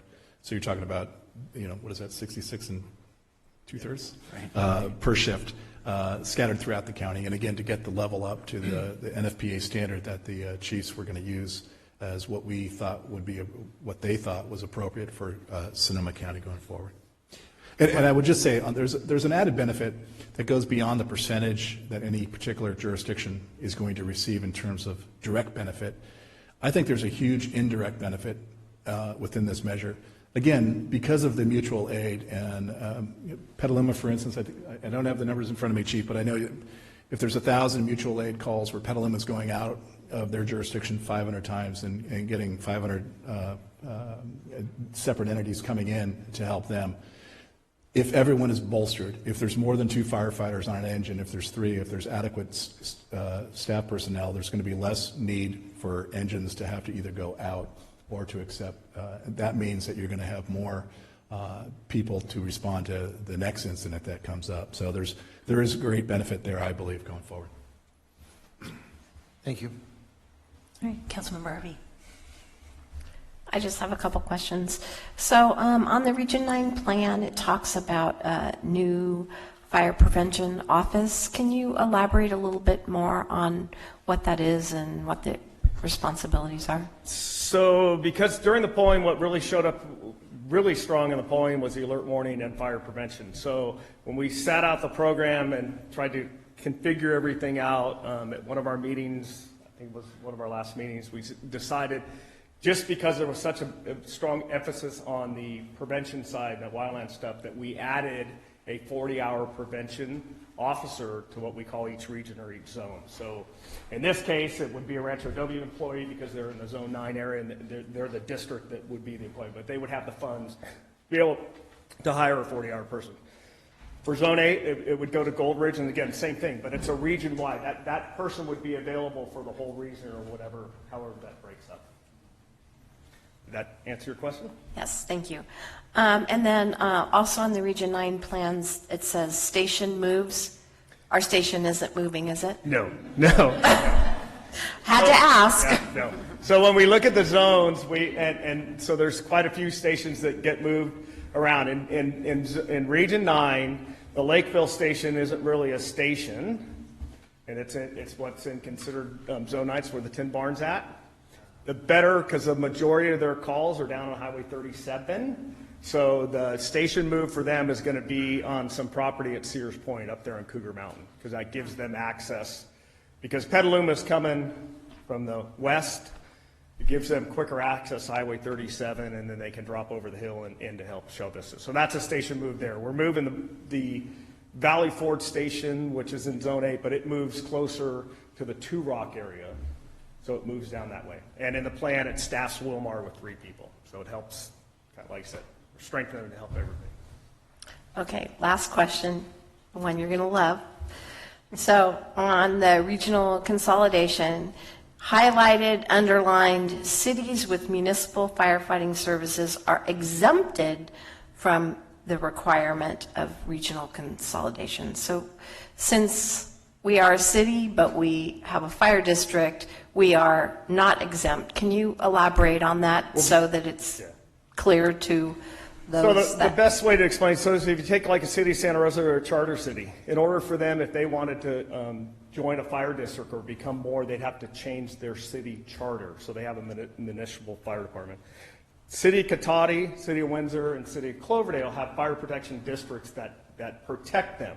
So that's why the money's going to them, not to the cities, and clarify here somewhere if I get this wrong. And if I don't get the answer you want, I can get it for you. But the cities, so we didn't want to exclude the cities like Rohnert Park and Santa Rosa and tell them you can't have your money because you can't consolidate. Well, it's tough for both of those two, especially, because if you can imagine Rohnert Park, they're both police and fire. So how would you integrate? How would Rancho Adobe integrate with something like that? So it was it was put in there to keep the cities weren't going to get their money taken care of, but the cities are all participating because it's all part of the big plan. Did that answer it? Yeah, and that was kind of my concern is right now we have a relationship with Petaluma. We can't consolidate with them because they're Petaluma. We have Rohnert Park that has public safety. We can't consolidate with them.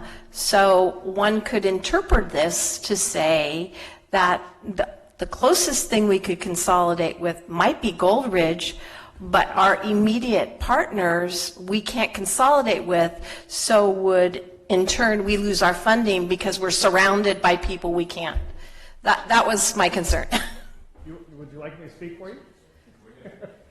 So, in theory, the city of Petaluma could decide to get out of the fire business, just like the city of Sonoma, the city, any one of those that hasn't been, other than the city of Santa Rosa, and they're unique in Rohnert Park because, but they could choose, right, Leonard, to become part of a fire district, of part of Rancho Adobe. They could do that, but no, that's. I don't know how you want to answer that one. It's just working together, Sue. I think it's to make sure that we provide that incentive, but knowing that there are going to be, and Petaluma is a charter city as well, so Petaluma has that. Doesn't mean that they can't. And I've actually, and Leonard, we've talked about the Southern Sonoma County Fire District. We talk about we're also working on the EMS ordinance, the ambulance ordinance, and 201 rights and 224, and making sure that Petaluma, who has historic rights outside of the boundaries of the city, are going to secure those going forward, and it's going to roll into the new ordinance that is going to come out, and that too will be a benefit to firefighting. We hope. Don't want to get ahead of ourselves.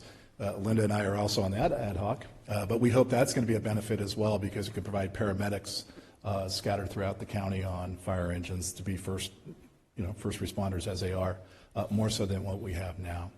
But to your question, really, and I know that we've exchanged some correspondence about making sure that we're always in constant communication going forward, and that is ultimately always the goal. It isn't about trying to dictate what happens anywhere. It's about making sure that we elevate fire service throughout the county.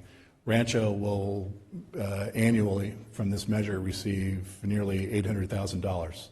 That's $800,000 they don't have today, but they'll have year in and year out going forward.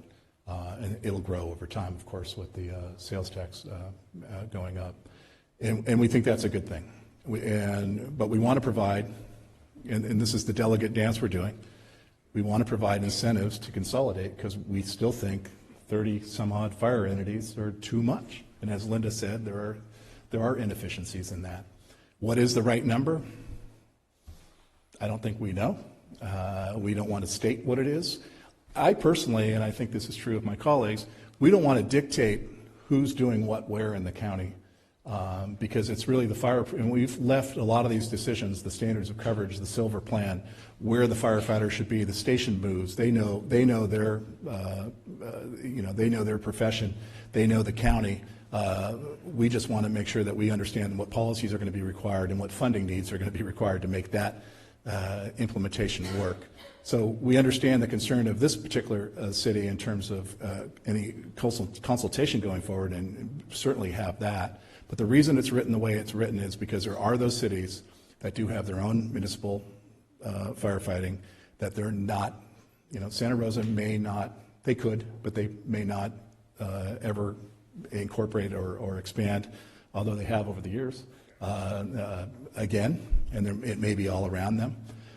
We may end up with 4 regions within the county and 4 super regions. I think there's always going to be an option for that. So we want to be aspirational enough to leave that, because I think we're at this precipice of really making, like I said earlier, a generational change. But we understand the need to make sure that we're all pulling in the right direction, all for the right reasons. It's not about this measure is great because it locks in a revenue supply that can only be used for firefighting going forward. And it takes 4/5 of the vote from the supervisors to change the implementation plan. But to take money away, it has to be unanimous.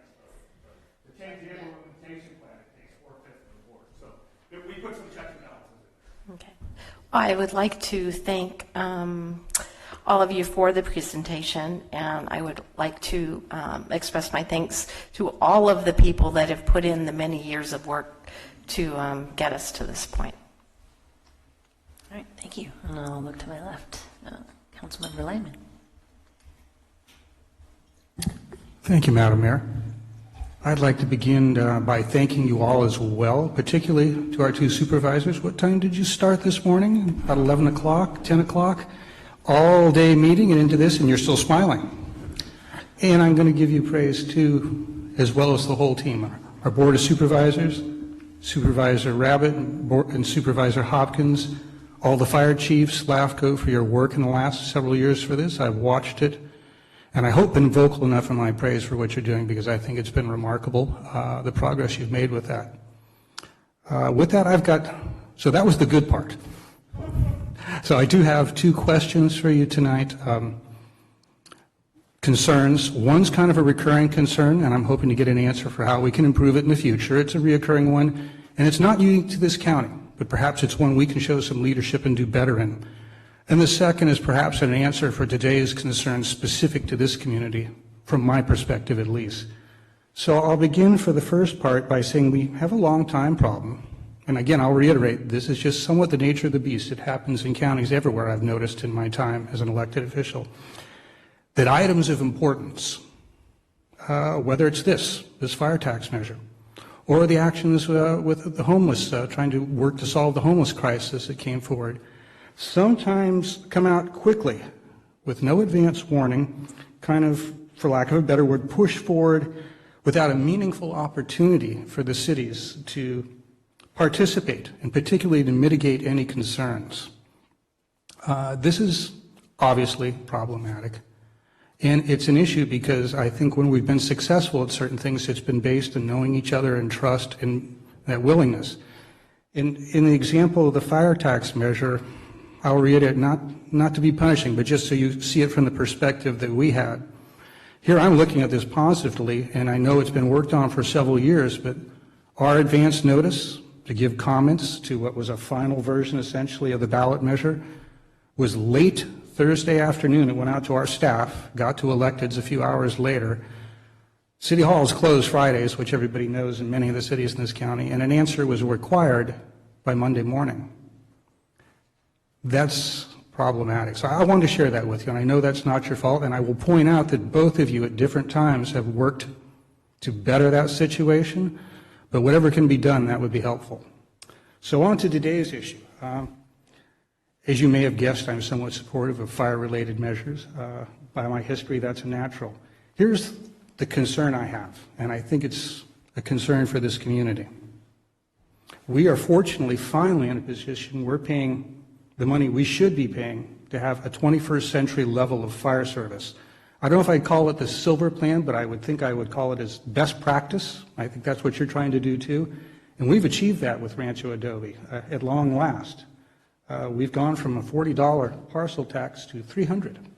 I believe one of the highest in the region, purposely because we wanted to support the best service we could get. We have that now. We have 3 people on our engines.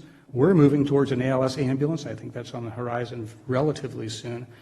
So we have met or exceeded all the standards you've tried to do in other areas. So with that in mind, let's look at the proposal of the fire tax. Now, I truly get and agree wholeheartedly that fires don't stop at borders. Mutual aid is absolutely crucial. But looking at taking approximately $1 million out of Cotati and knowing that a lot of that payout is going to go outside the city to the unincorporated area has to be kept in mind. Now, up to this point, I could still look at my colleagues, my neighbors out in the audience and make an argument, as you have very efficiently and very clearly tonight, why that's a benefit and why it's worth paying even a little more. But then we get to the clawback clause, and this is where it gets to a point I can't quite do that. Having the county having the ability to withhold that modest amount of payback that we would get from this tax. Remember, $1 million going out, some is coming back to benefit our local fire district. But having that with no real control whatsoever in something that down the line, potentially, perhaps from the interests or perspective of people in this region, could be, in this area, could be arbitrary.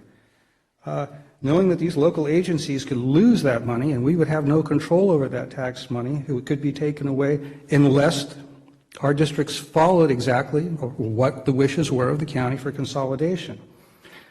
I think you can appreciate this puts me in a difficult perspective how to look at some of my neighbors out here today and say why I think that's a good deal. Now, I recognize you put some significant safeguards in place, and I want to call out Supervisor Hopkins, who actually worked up those, and thank her for that. And I know this Board of Supervisors. I have faith that probably I wouldn't have a problem with you. I know LAFCO pretty well. I think I know a few people who work on LAFCO. I don't think we have a problem. But 5 years from now, I don't know who will be on the Board of Supervisors. I don't know who LAFCO will be. And my job is to protect the interests of the people in this area. So what I'm asking for you, so I'm looking for some suggestions for how we can solve that first long-term problem. And then for tonight's problem, I want some ideas that will help me get to yes. Now, the paper reported that I'm against this measure. That's not 100% correct. I'm at a point right now where I don't know how I could recommend it to my community. But I'd like to see if we could make some efforts. And I know some of you made some efforts to try and get your staff to reach out to ours. And unfortunately, that hasn't happened to date. But I'd like to be in a position someday to publicly say, I'm supporting this. So I'm open to ideas, either from our staff or from you, how we can have something that makes sure that we feel we have a voice that protects our interests from just what some might view as an arbitrary change down the line, which potentially, I admit it's a small potentiality, but it's clearly there. I think consultation is a step, but I don't think it goes quite far enough. We're looking for a small voice of some sort, just to be part of that rather thorough process. And I would imagine this would apply to the 3 communities that find themselves in this position: Cotati, Cloverdale, and Windsor. So that's the questions I wanted to ask you tonight. If you have anything you want to share on those, I'd certainly be welcome to them, or if staff has anything they want to put forward, because I know I've raised these concerns with you too.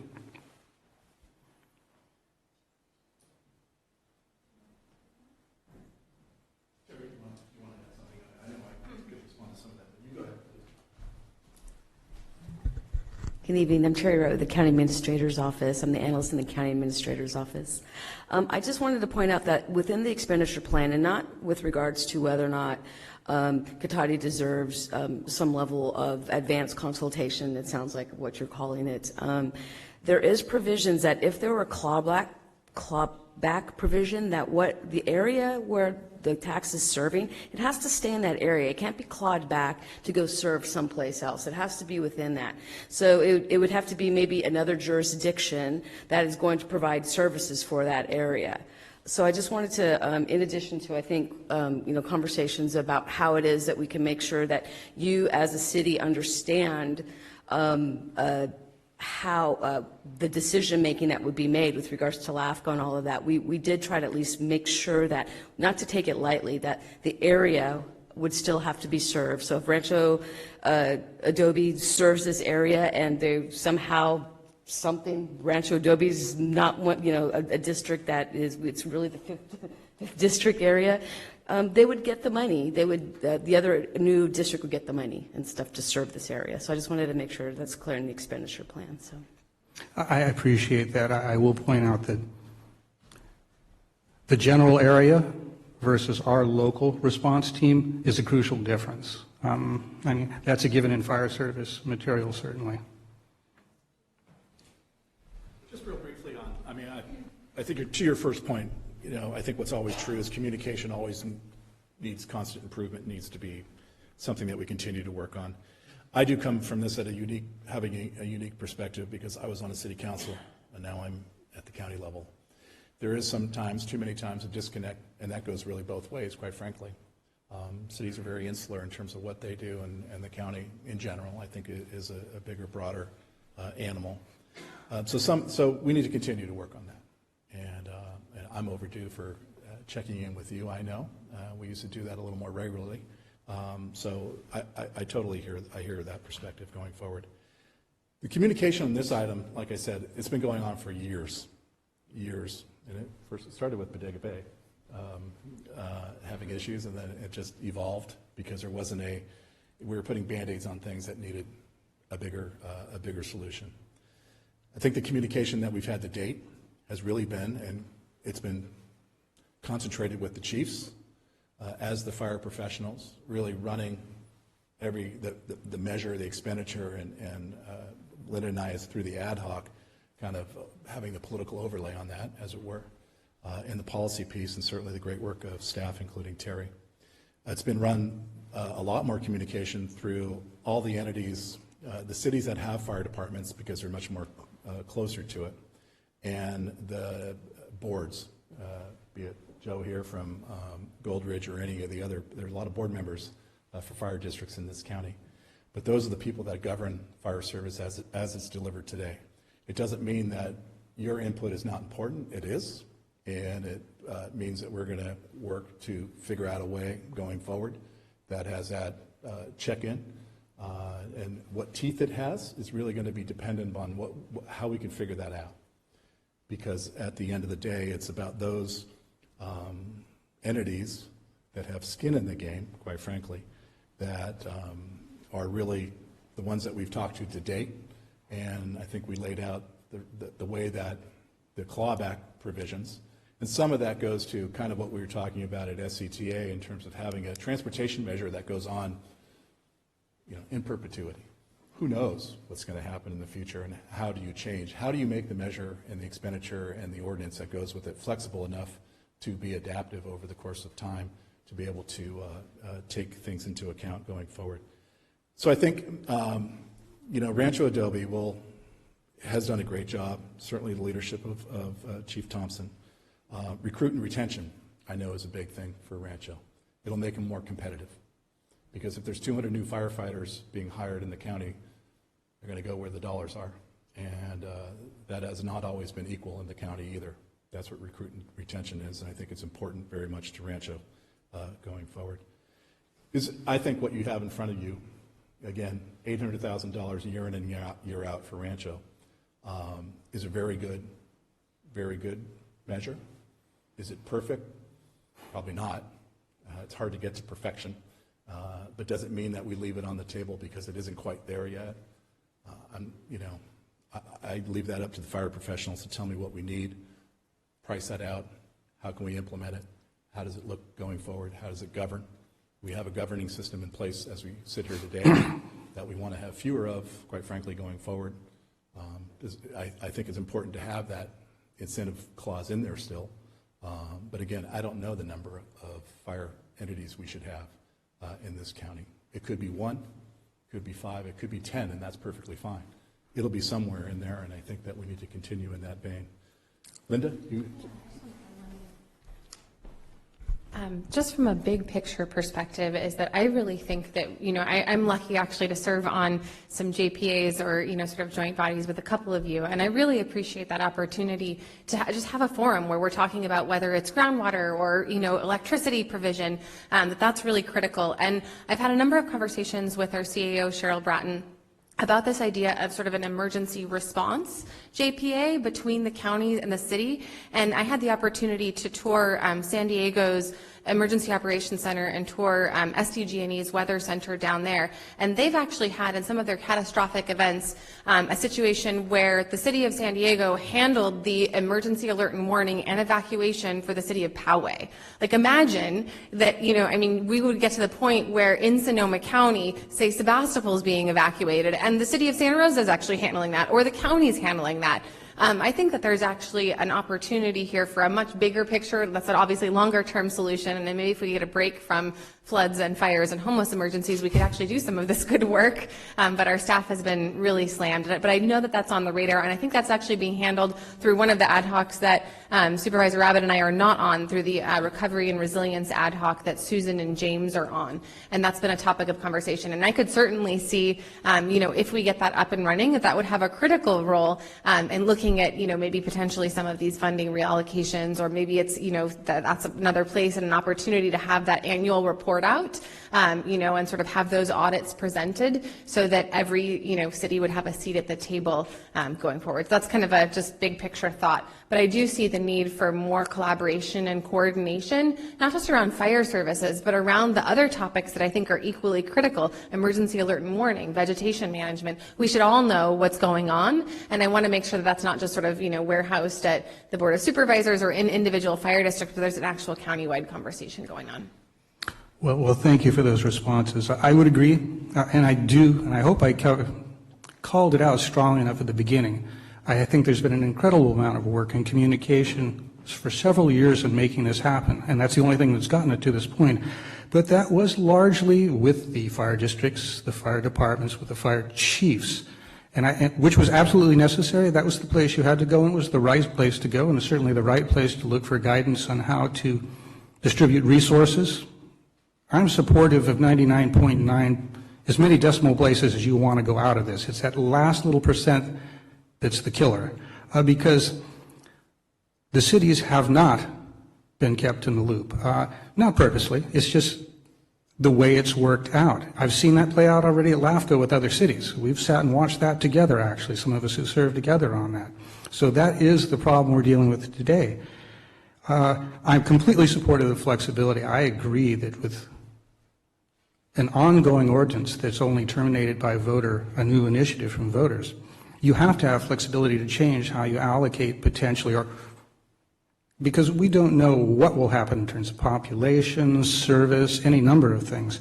But when it comes down to specific funding in local areas, for our local districts being controlled by something, and this word sounds harsher than I mean it, but being held to a potentially arbitrary standard, and we have no voice in that, that's where I can't sign off. And I think we made noise very early about this, at LAFCO, to chiefs, to numerous people, that there was a concern for the places, the rare few places that had been unfortunate enough that the public had seen fit to put their fire districts in a better place where they had sufficient funding, that there had to be some slight difference. I think there's a willingness, and I personally support supporting the rest of the county, because that benefits us all, frankly. But there has to be a recognition that this community in the Rancho Adobe Fire District has already made a serious investment in that. And if you want us to make another serious one, we should have a voice, some protection where that money goes in the long term. So I just wanted to leave that. We'll see where that goes. It's not something that's settled probably tonight, but I wanted to put forward as something, get me to yes, because that's where I'd like to be. So thank you for being here. It's okay. I just want to say one thing, which, feels like that breakup line of "it's not you, it's me," which I really actually mean that when we're looking at, challenges with consolidation, West County is truly the poster child. You actually really honestly already have a regional entity compared to, I can literally drive between fire stations that operate in different districts and without siren on the top of my car, just traveling at the normal flow of traffic, 6 minutes, right? Mm-hmm. That's the difference between Grayton Fire Station and Forestville Fire Station, and they are governed by entirely separate boards, right? And so what we don't want to see is one of those refusing to partner with any of their neighbors. And so I mean that, but I totally understand your concern, which is the institutionalization of that promise, right? I can sit here and you can trust me and believe me that that's what the intent of the sort of ballot is. But I think that, I would really invite Damien to follow up directly with Cheryl and see, what we can do in terms of making sure, that you do feel that your voice is heard formally through that process, even as we work on bigger picture solutions like, potentially an emergency council that includes the county and all of the cities. So I don't know if that would maybe be the best way. And I appreciate that. Yeah, my concern isn't so much Rancho Adobe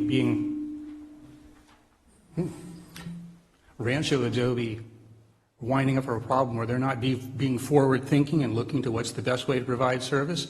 I'm concerned where there's a disagreement between perhaps our region and the county seat on what that best direction might be. That's something that involves everybody involved to come to the table on. And I will point out, I agree, I look at Rancho Adobe now with the position they're in. I see them, frankly, as an aggregator for this region potentially in the future. And I think the level of care that they could bring to this region with the resources, following the procedure we've used at LAFCO the last couple of years, it makes me smile. That would be a very good thing for everybody in this part of the county. But I want to make sure they're able to get there and that there's a fair level of playing field for them and all the people they serve, my constituents.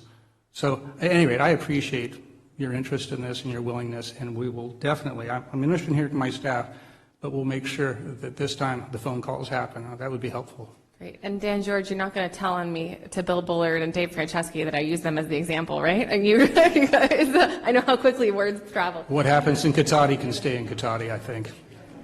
Thank you, Madam Mayor. I will just, before you finish that conversation, I will just add, just because it's a later breaking news, that Cheryl and I have connected yesterday afternoon and again this morning. The conversations haven't resolved, but we have been in discussions. With that being said, I think just from my perspective, I think it's an interesting concept of the public safety sort of JPA structure in the long run, but it's unknown, I guess, if that's going to move forward, or what form it's going to take. I think for the discussion at hand with this specific issue,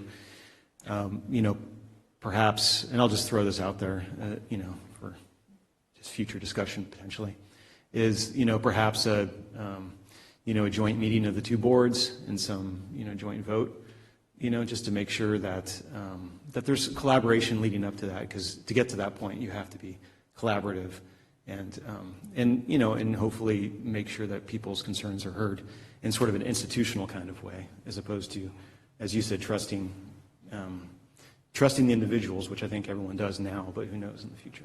So. I've had a lot of time. I'll just make one thing I like about that may not be apparent at first glance, although it's yet another meeting, and that's the last thing any of us who do this for a living truly want. I understand that. Another check-off list. The nature of this means our staffs have to get together a little earlier, and they have to talk. And what that means to me is by the time it gets to us, it's resolved 99% of the time, and this is an easy one. Much better than have to be here and have this uncomfortable conversation where somebody's worked hard to get something important done and a few little details that were missed because of the complexity create problems. So at any rate, I put that forward as something that could be beneficial, because I think that helps us all. So thank you for the time to ask those. Sure, and I understand Councilmember Harvey had a follow-up. I just wanted to follow up. It may not be obvious. I think saying it another way of what Mark was saying, when we go out there to our constituents, they are oftentimes confused by a lot of things that the city does or doesn't represent. We get asked about school board questions in schools. We get asked about the fire department a lot. They don't get that there's a separate board over here that does this, and that there's a fire district in there. So they ask us. So I think that's where Mark is coming from, is when constituents look to us to see, where are you at? What do you think about this? They assume that we know all the intimate details about what those boards are doing, how they've worked on it, how they've participated, and what they've done in their best interests. And we don't necessarily know that. So I just wanted to add that, because I think that's where Mark's coming from, is when people ask him, he wants to be able to provide the right answer to people. And we have to have knowledge to be able to do that. Yeah, and just very briefly, that's the whole point of asking for city buy-in, because it isn't just perhaps us as a group saying that or doing that or having it as agenda piece and supporting. It's also the day in and day out questions when we're walking the dog at the grocery store, you name it. And that's the position we want to be, in a place where we have the answers, but most importantly, we can weigh in a way that we're comfortable with and we know brings value to the people we're responsible to. So, yes, thank you. Vice Mayor Moore. I just had a couple of quick questions. One of them is, are there any provisions that have been considered regarding potentially, if this were to go through, of having any of the districts reduce their parcel tax?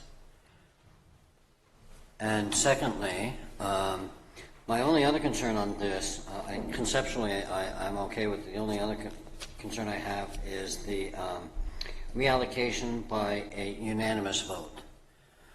We had a situation in the city multiple years ago where we needed an emergency vote to put a tax measure on the ballot, and it needed to be unanimous, and we couldn't get that.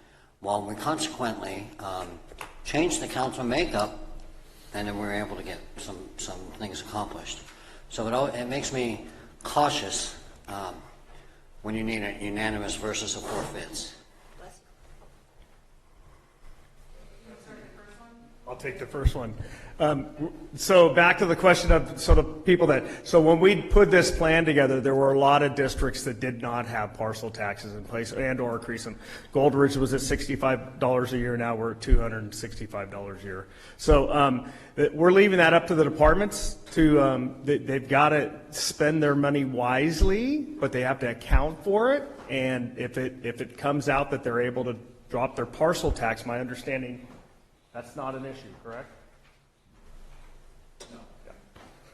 Yeah. So they can't. So it could, and it's the same thing. So what we're talking about in the West County under consolidations, if we consolidate this larger area, we have the potential, because now instead of not having 5,000 parcels, we have 7,000 parcels. Well, now instead of spreading that $265 over 5,000, we're spreading over 7,000. So we have the potential there to drop it down to everybody.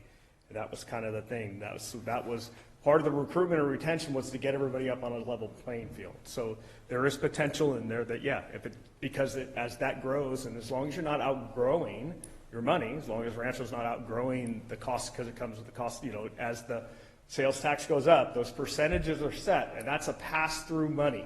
The money gets passed directly through the county to the individual departments.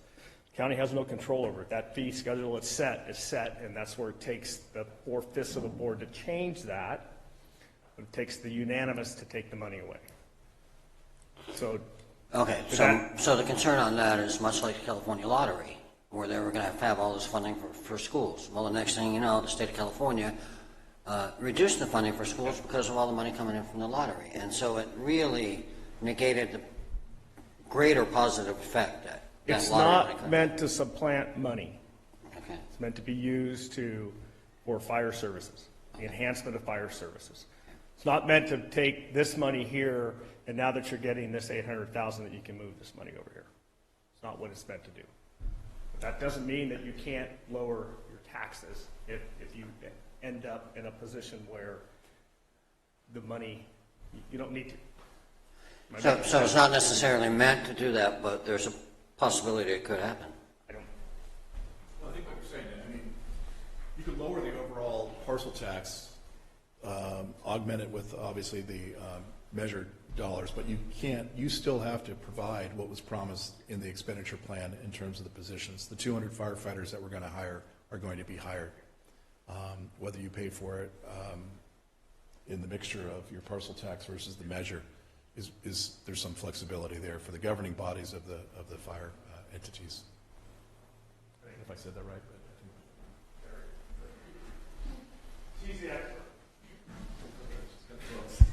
The expenditure plan does have basically a maintenance of effort requirement, and so it's not intended to supplant. So, but we also are giving the districts, they get to decide, it's approximately 200 firefighters, but they are going to, when they work out the numbers, it might be, this number of firefighters for each district, and maybe instead of 12, it's 11, because that's what ended up happening. But once they hire those 11 firefighters, they're supposed to maintain the number of personnel that the tax provided to hire those personnel. You can't use those dollars, the tax dollars, to for other purposes within the fire district. So, but if there were enough, if the parcel tax or other circumstances where revenues were good enough for a district and a parcel tax was no longer needed and they still can maintain those 11 firefighters, yes, the scenario that the chief talked about is a possibility. So, thank you. And how locked in are you on the unanimous? Well, the unanimous thing was in there. Basically, we just, it kind of gets down to that thing you talked about in 5 years. We don't know who the board of supervisors are going to be. So it would take, I'll use something in the West County, for instance. All 4 of the other board of supervisors could be totally against money that's going to the West County, but it just takes the West County supervisor to say, no, that money's got to stay out there. So it behooves the constituents out there to get in touch with their supervisor and say, no, you can't take that money away. So that's set in there so that in order to take money away from somebody, all 5 of the board members have to agree upon it. Okay. And if it's not a quorum that day, if all 5 of them aren't there, they can't vote on it, because it takes a unanimous vote of the full board, not just the quorum. It's the full board. Thank you. Anything else? Nope. Great. And are we good up here? Okay, perfect. So it's not an action item, but just if there are any public comments, sure, go ahead. Come on up. We'll officially open public comment. Yes, thank you. Neil Hancock. And I really do appreciate the way the firefighters were able to form a barrier around Windsor and Healdsburg and stopping the storms coming through.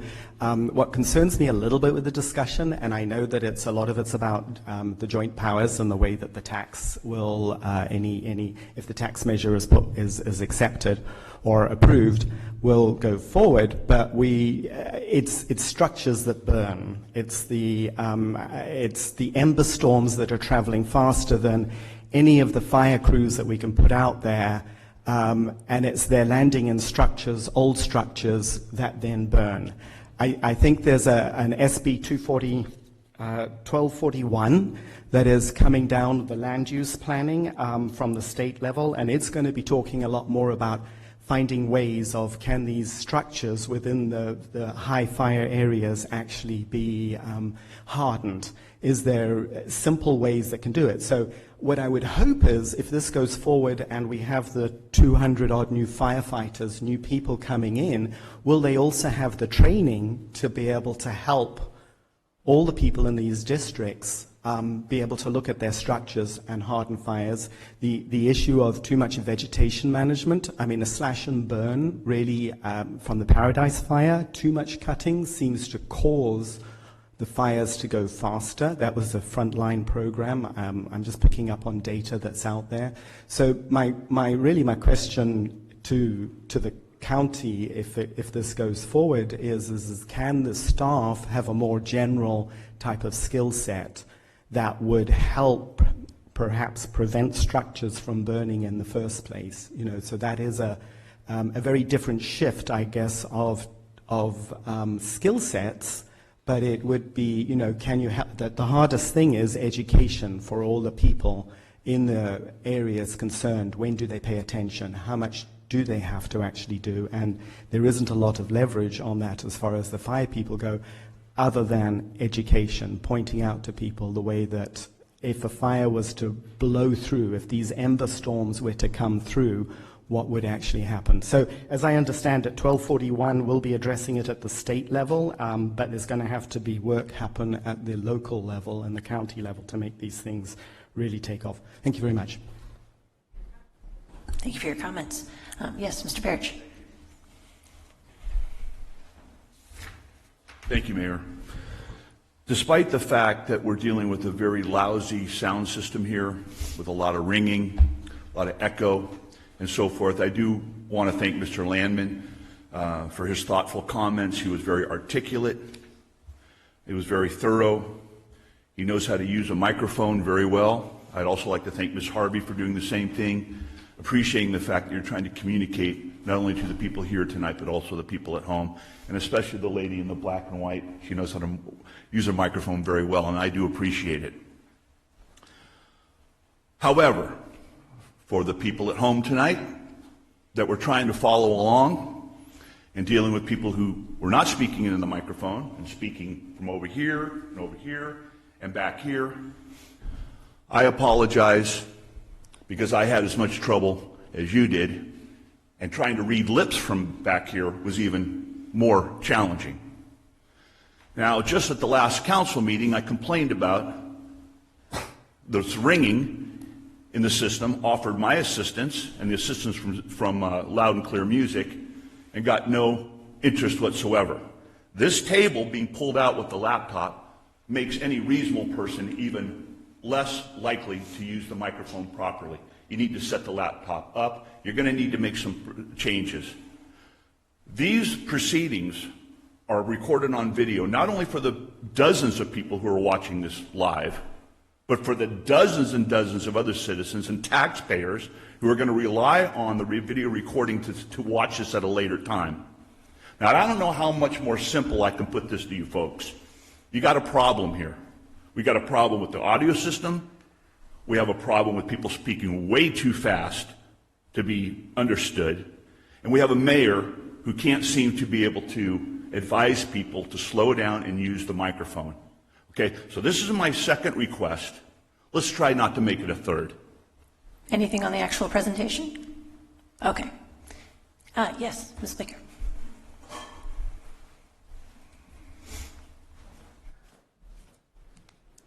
Thank you. So I was grateful that Councilmember Daloso mentioned fuel loads and vegetation management.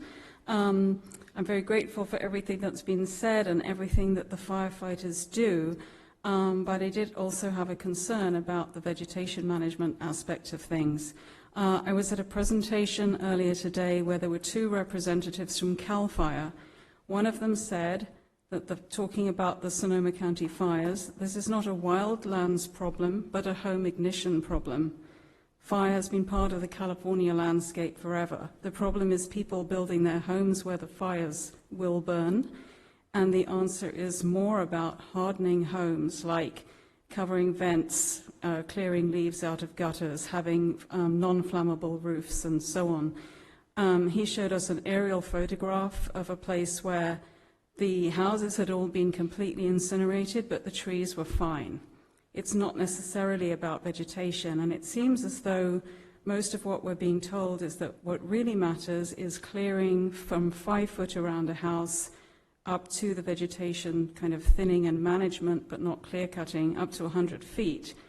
And that the issue of clearing forests anywhere beyond that really has nothing to do with safety and public protection. I've got some papers that I came across today, I haven't had a chance to read properly yet, saying that Governor Newsom and CAL FIRE are calling for the destruction of over 20 million acres of native habitat in California by burning, grinding, and spraying herbicides. That's in the name of fire safety and protection, but actually on behalf of the timber industry, which is also talking about using biomass incineration as a so-called sustainable fuel, which it isn't, because it's preventing those trees sequestering carbon and it's creating a lot more problems. So the whole idea of fuel load reduction and vegetation management, I'm just wondering where the boundaries are between what's really necessary to protect people's homes and going beyond that. And it seems as if a lot of money has been spent on a lot more than is actually needed. I'm not an expert, but I've been hearing quite a bit about this recently, and it seems to be a pretty big concern. Thank you. Thank you for your comments. Anybody else during public comment? Okay, seeing none, I'll close public comment and bring it back to the council. Are there any follow-ups or?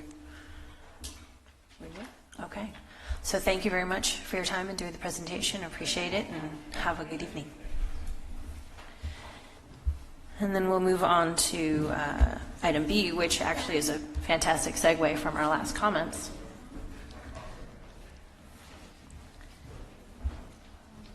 And this is a presentation on anticipated expansion of measures available under the Sonoma County Energy Independence Program, SCEIP.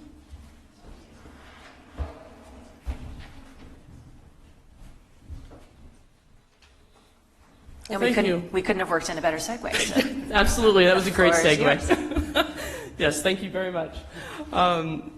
Thank you also, Mayor Skillman and council members, city staff, for having this opportunity to come and speak with you. I'm Jane Elias. I'm the county's Energy and Sustainability Division Manager, and along with me, I am BC Caps in the Energy and Sustainability Division. So tonight we're here to give you a presentation about the Energy Independence Program and a little bit of background and general detail about what's been going on for the last a little over 10 years, actually. The Energy Independence Program, for those of you who might not be totally familiar, is property assessed clean energy financing. And when the legislation was passed in 2008, it originally allowed for energy, water, and generation financing improvements.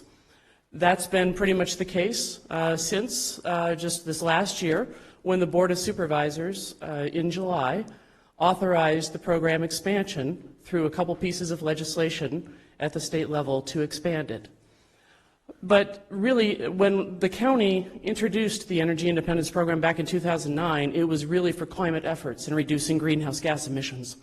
And that's been really the sole focus, along with some really nice side benefits of job creation and certainly during the recession, keeping contractors in the county employed, oftentimes able to expand their businesses, while we saw surrounding counties having to close businesses and lay off their workers.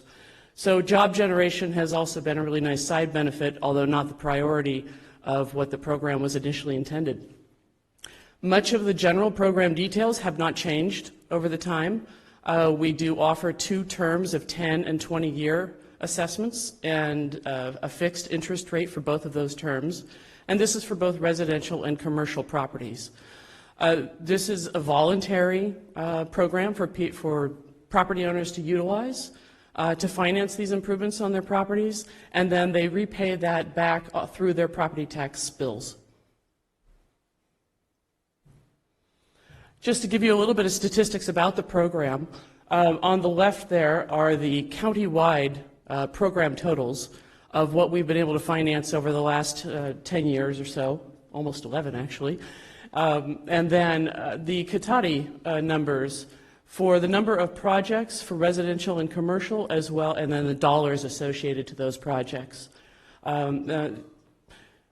As you can see, I mean, the numbers are not huge for Cotati, but when we do run the numbers of the amount of financing and the population totals throughout the county, the percentages really do kind of fall in place based on population.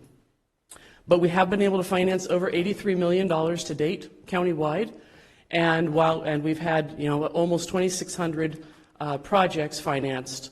That includes a lot of improvements. And one of the handouts that we've offered to you that shows some of the statistics, there's a pie chart. And for those in the audience, those handouts are also back on the table if you want to look at those. You can see while solar is one of the most popular improvements, the top 5 really are windows and doors, insulation, air sealing, HVAC, so heating, ventilation, air conditioning, and roofs. So those are really the top 5 or 6 that we have financed over history.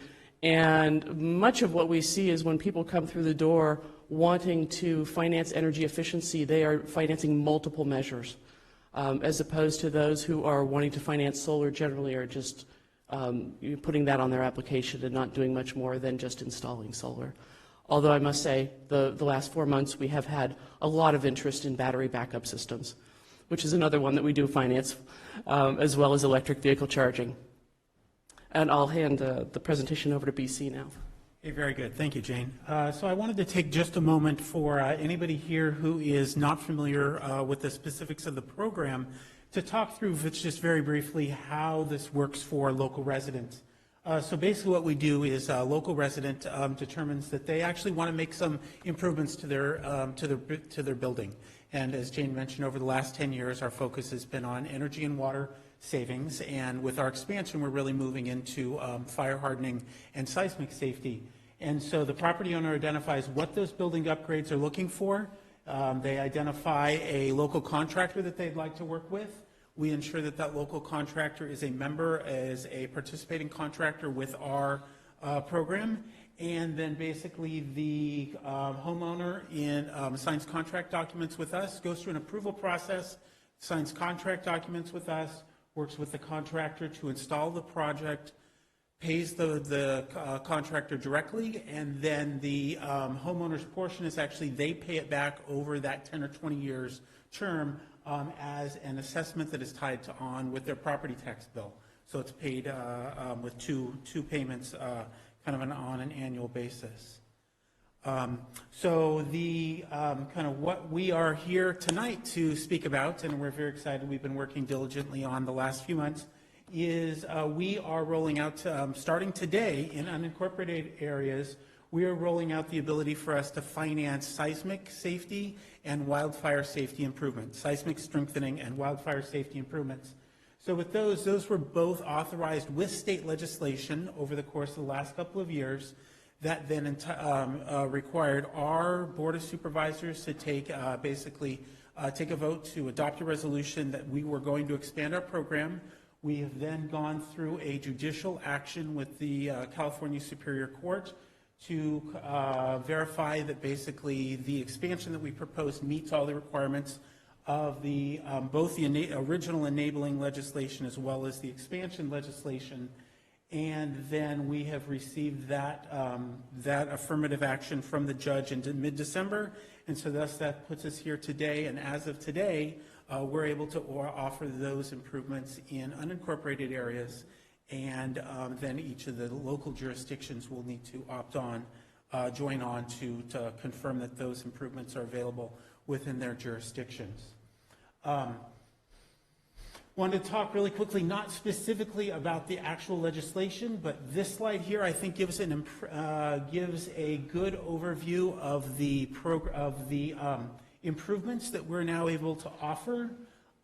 These are things that we actually have people come into our office on a regular basis looking for, and over the last 10 years we've actually had to let people know that we were not able to finance them, but thankfully here we are. So we're looking at things like replacement roofs, replacement gutters, foundation vents, closing your foundation vents, and doing, say, tempered glass windows and glass doors. So those are all for wildfire safety. On seismic strengthening improvements, it's things like doing foundation and soil treatments, it's bracing your cripple walls, it's bolting foundation. It would be the standard set of improvements that would be for seismic strengthening. These cover both residential and non-residential commercial properties. And really what it is we have some general criteria we need to meet, and for more complicated projects, we then have a requirement of asking for, looking for engineering plans and making sure that all the permit requirements are covered. And I think with that, I'll let Jane wrap us up. When just quickly to add to the last slide, there was the other handout that did list both the seismic strengthening and wildfire safety improvements, and that's also another handout on the back, which does incorporate hardscaping for the first 0 to 5 feet from the building, as was mentioned earlier with the last presentation. So really here tonight to just give you that general overview of the program and what's been happening over the last several years. Let you know where that expansion is going, answer any questions that you may have regarding the financing, and hopefully in the near future bring this back to be able to amend the agreement with the city and then to pass the resolution to allow your property owners to use the financing program for these types of improvements. Thank you. Thank you very much for the presentation. Are there any questions from council members? No? Everything? Okay. I haven't been here, seen you 3 times. I know. Although this was my favorite. Well, and it's just nice to know that it's an option that people have if they want to take advantage of it, that you're there as a resource. So thank you very much for your time tonight. Thank you for your time. We know you certainly have heard from the county quite a bit tonight. That's all right. No, I appreciate your time. Appreciate it. And Mayor, I'll just interject here for a second, just a time check for moving forward.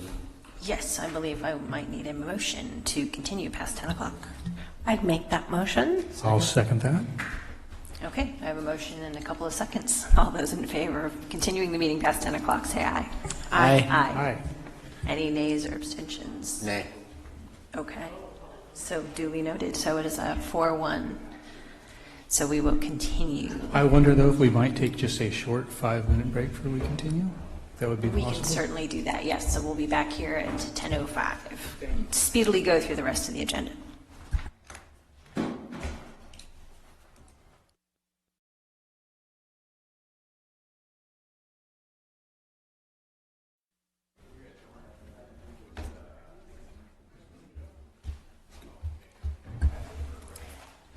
Okay, I'm with only 1 minute behind my, oh, darn it, now it's 10:07. Okay.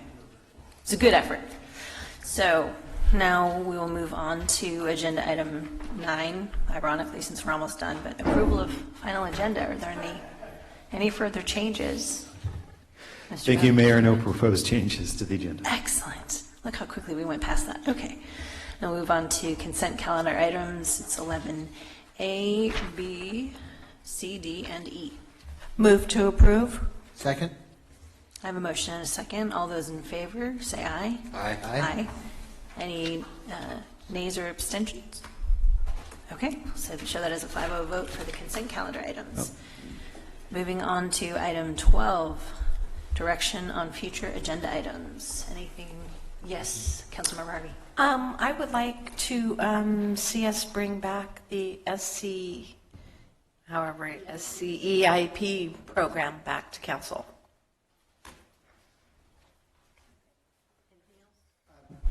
Well, just to keep on the burner was what I mentioned at our last meeting, I believe, which was to bring back for a discussion Mayor Liccardo's resolution, that draft resolution that's out there about PG&E. Okay, yeah, great. I got another email about that, so thank you for the reminder.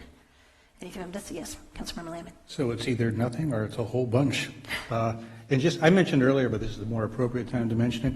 At some point, maybe in this year, it'd be good, I think, to have an update on the neighborhood officer program, where it's at, some stats and what the performance is. Any ideas on how to improve it? Because I think it's popular with people. And as we heard tonight, there's probably still a need for even more. Love to hear it. Okay, anything from you guys? Okay, perfect. And we will move on to the regular agenda, item 13. First, we've got design agreement for the Old Redwood Highway Traffic Flow Improvement Project. And for that, I believe we're turning to Craig Scott. Mayor, members of the council, Craig Scott, Public Works Director, City Engineer. The project is to optimize traffic flow along Old Redwood Highway between Commerce Boulevard and East Cotati Avenue.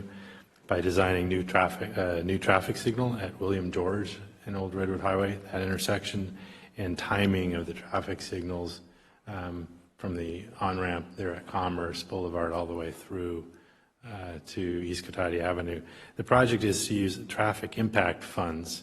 These are funds that are collected from new development to pay for their impact on citywide capacity projects.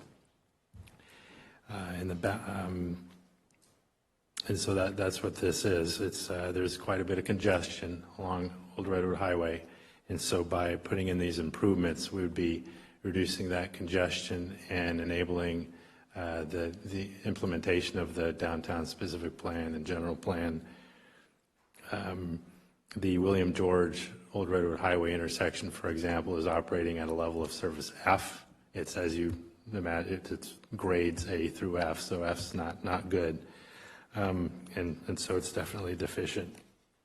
And a traffic signal there would definitely improve that, as well as what we talked about earlier in the meeting with pedestrian safety at that crossing. Back in August, the city staff issued a request for qualifications and selected BKF engineers as best qualified to do this work. We received 11 proposals.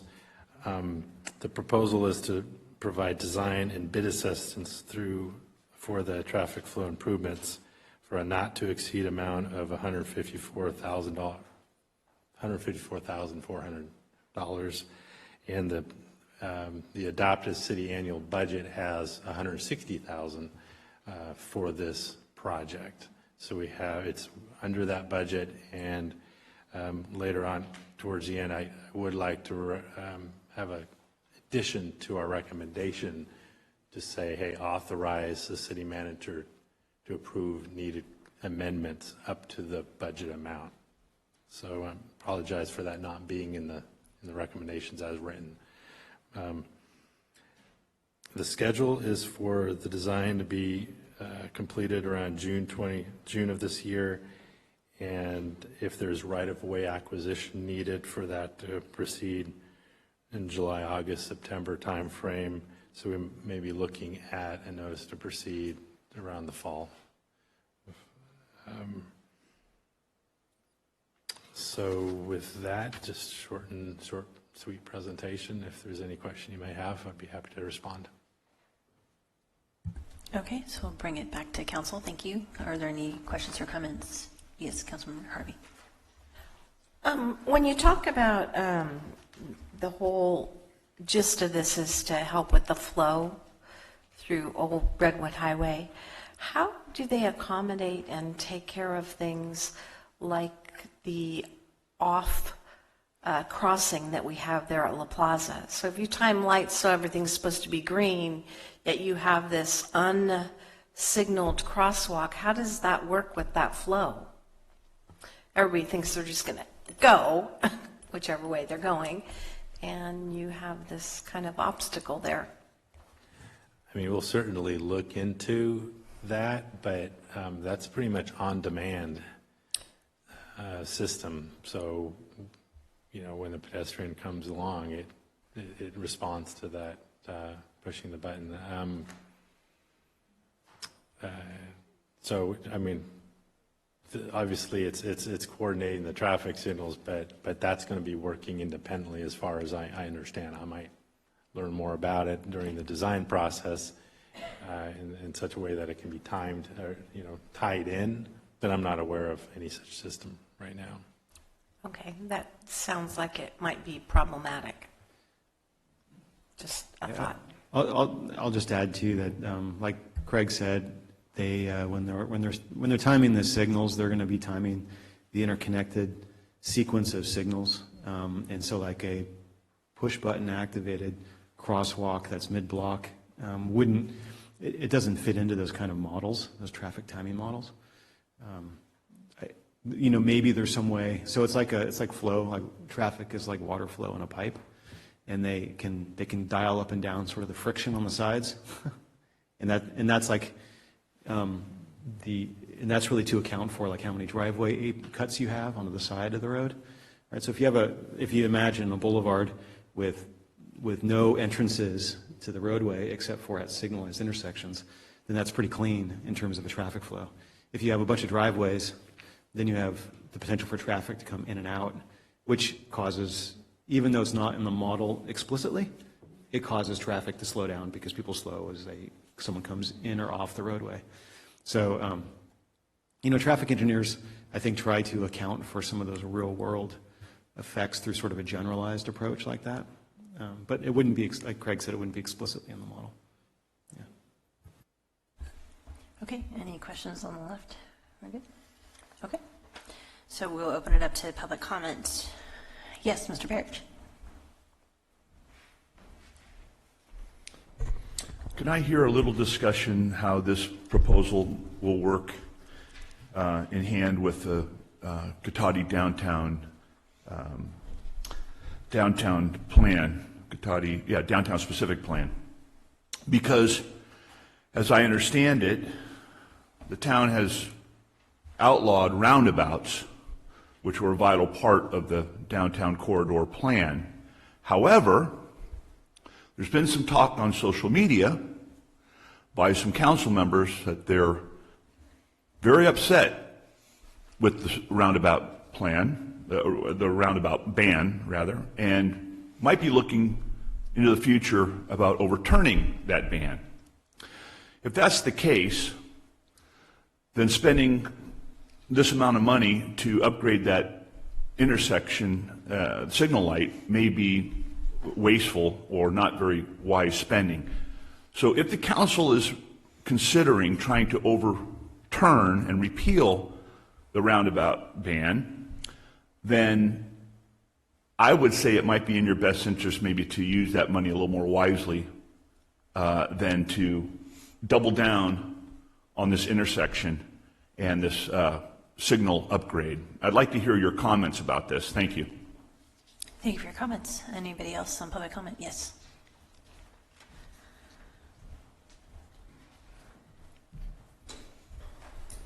Yes, good evening, Council. Neil Hancock.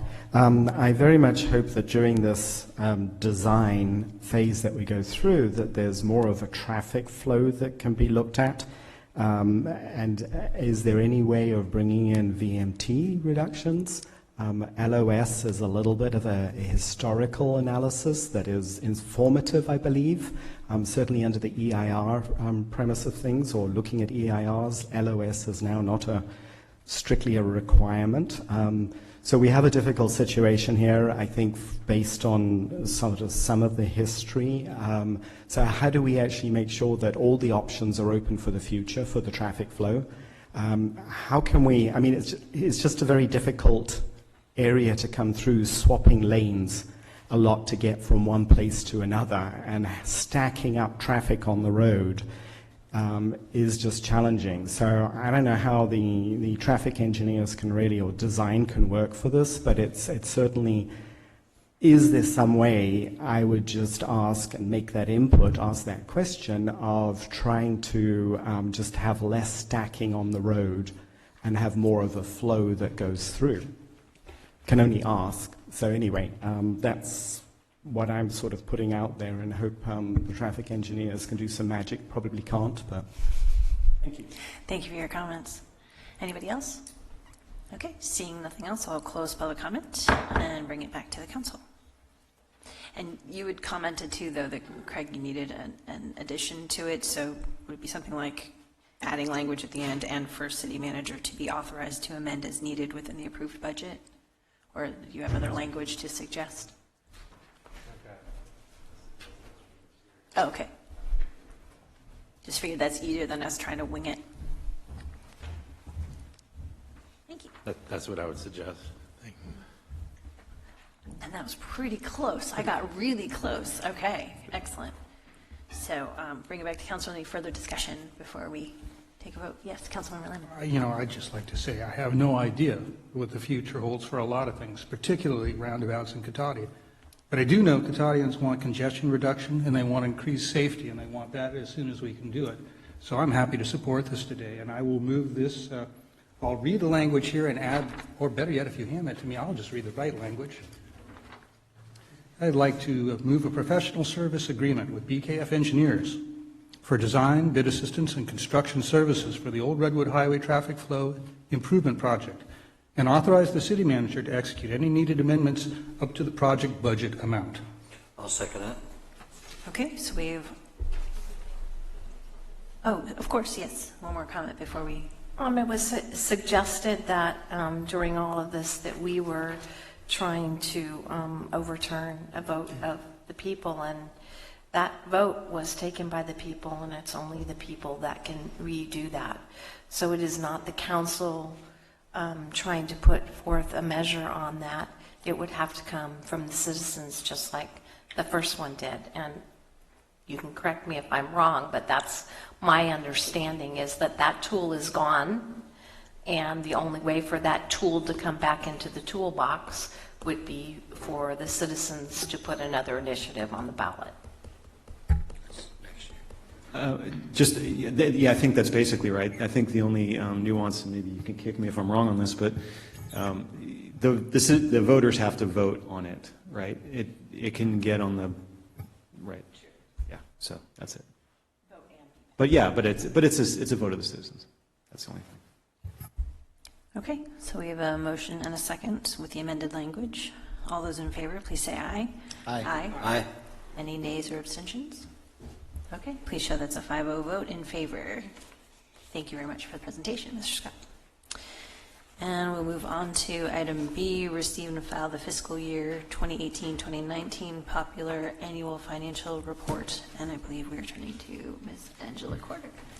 Good evening, Mayor and council members. So tonight we'll hopefully provide a very brief presentation on our annual financial report to the community for our fiscal year ending June 30th, 2019.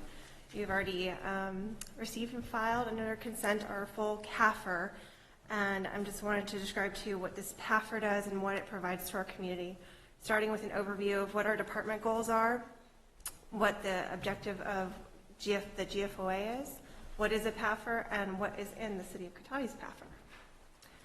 So for our admin services department, we have lots of different hats, and one of our big hats is to continue to provide the highest level of reporting to the public. Our department's goals, with reporting, it continues to grow and adapt. You have the required reporting you have to do every single year, but then there's always additional requirements. There's more wanted, more information needed, and so we continue to strive to provide that information to the public. Some of those reports that we provide are the annual budget. This year we provided our very first ever budget in brief, which is again a community-focused summarization of the budget. Our comprehensive annual financial statement, which is a majority of the packet tonight. Popular annual financial statements, the PAFR. Our state controller's office mandated reporting, which is all different levels of reporting to them, from our compensations reports to our streets reports, to also a summarization of our full CAFR and the transactions report, as well as our continued maintenance of efforts reports to the different districts.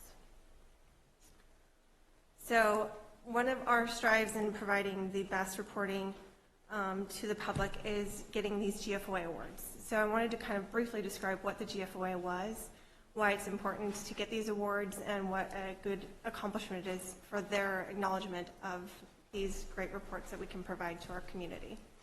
So the GFOA is an organization that came together to really exemplify what is the best practices.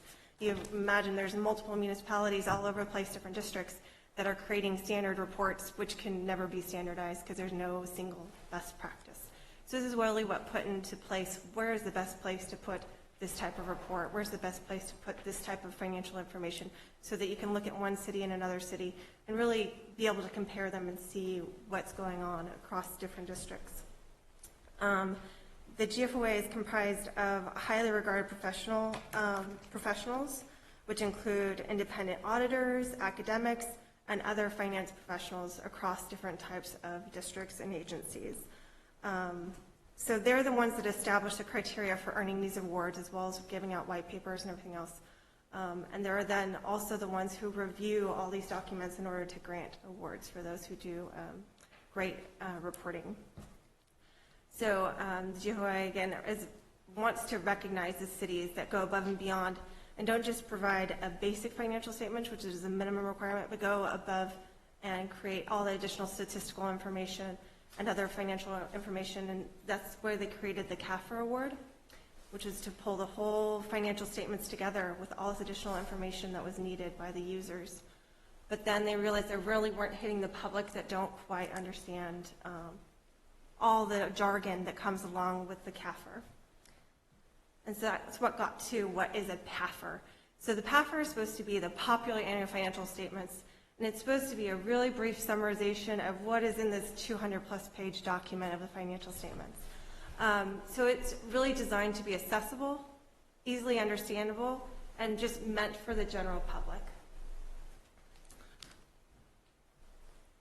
So there are, of course, because they do want to have that still high standard of reporting, in order for you to receive a PAFR award, which we did for the first time last year, and we're going to continue to apply for it this year, you have to not only complete that full CAFR that earns an award so that you have that financial backing, you have that I've been through a full audit, I have all the substantiation for these numbers that are in this little summarization, but you have to make sure it's clearly readable and designed for the public. That is their goal. That it's clear, concise, but not misleading in that conciseness. So for us, for our PAFR, we really wanted to focus on a three-prong piece to the PAFR. And we looked at many different examples. And so our first piece is really want it to be community focused. So it needs to provide that history of Cotati. What is our city about? What are our key demographics that make us separate? Providing some pictures of our council members in case we see you on the street in front of the park, and a list of all the different services and information that we have available both here at City Hall as well as our growing online website. We also want to gloat about all these great things that we're doing in the city, what our goals, our strategic objectives are, what we did, all those great things that Mayor Deloso kind of listed that happened during his year, and talk about the communications that we've improved, the infrastructure improvements, the P1 pipeline, St. Joseph's Way, the infrastructure, and those community safety relationships, the neighborhood watch programs, and what's happening in the city and where their monies are really going. And really for me, it's all about the financial highlights. We have an improved net position, and it's primarily due to those investments we're making in our infrastructure, the streets, the P1 sewer pipeline. Our cash and investments, even though we made those strategic investments in our infrastructure, have continued to remain consistent. And our general fund, actual fund balance has increased over the prior years. And so it's really just pointing to that financial stability that we have with a reasonable basis and a sound structure that's very conservative, but still investing back into our core infrastructure and city services. So again, one of these tables that's included in the PAFR to illustrate how our net position, again, within the PAFR we provide detailed descriptions because it is still financial jargon that you have to include. But the total net position for the last 10 years of our government-wide, so this is kind of our citywide perspective of what's happened in our net position. And you can see that it's continued to improve since 2015. We provide also a brief summary of where really do the city's revenues come from. We have lots of different pieces in our bucket, and so when we talk about sales tax, that's really true to our city because that is a big piece of our revenues that help drive the services that we need and we use on a day-to-day basis to provide those services and the infrastructure that we continue to improve. And then also a summary of where those expenses are going. So you see where all the money's coming in and where all the money's going out.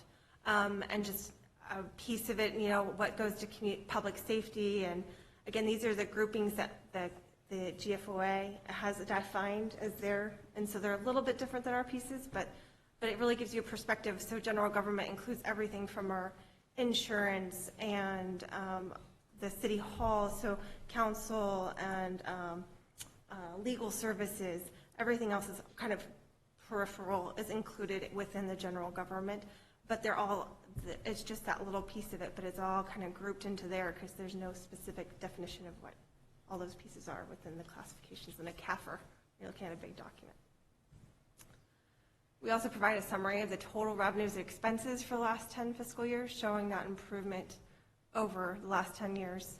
And the big focus here is really showing that our revenues continue to improve, and mainly due to the piece when voters approved the Measure G 1% sales tax. That's really where you can see the revenues improve, but then our expenses also are increasing due to meeting those requirements under Measure G and investing into the capital projects and improvements throughout the city for at least the last 2 fiscal years.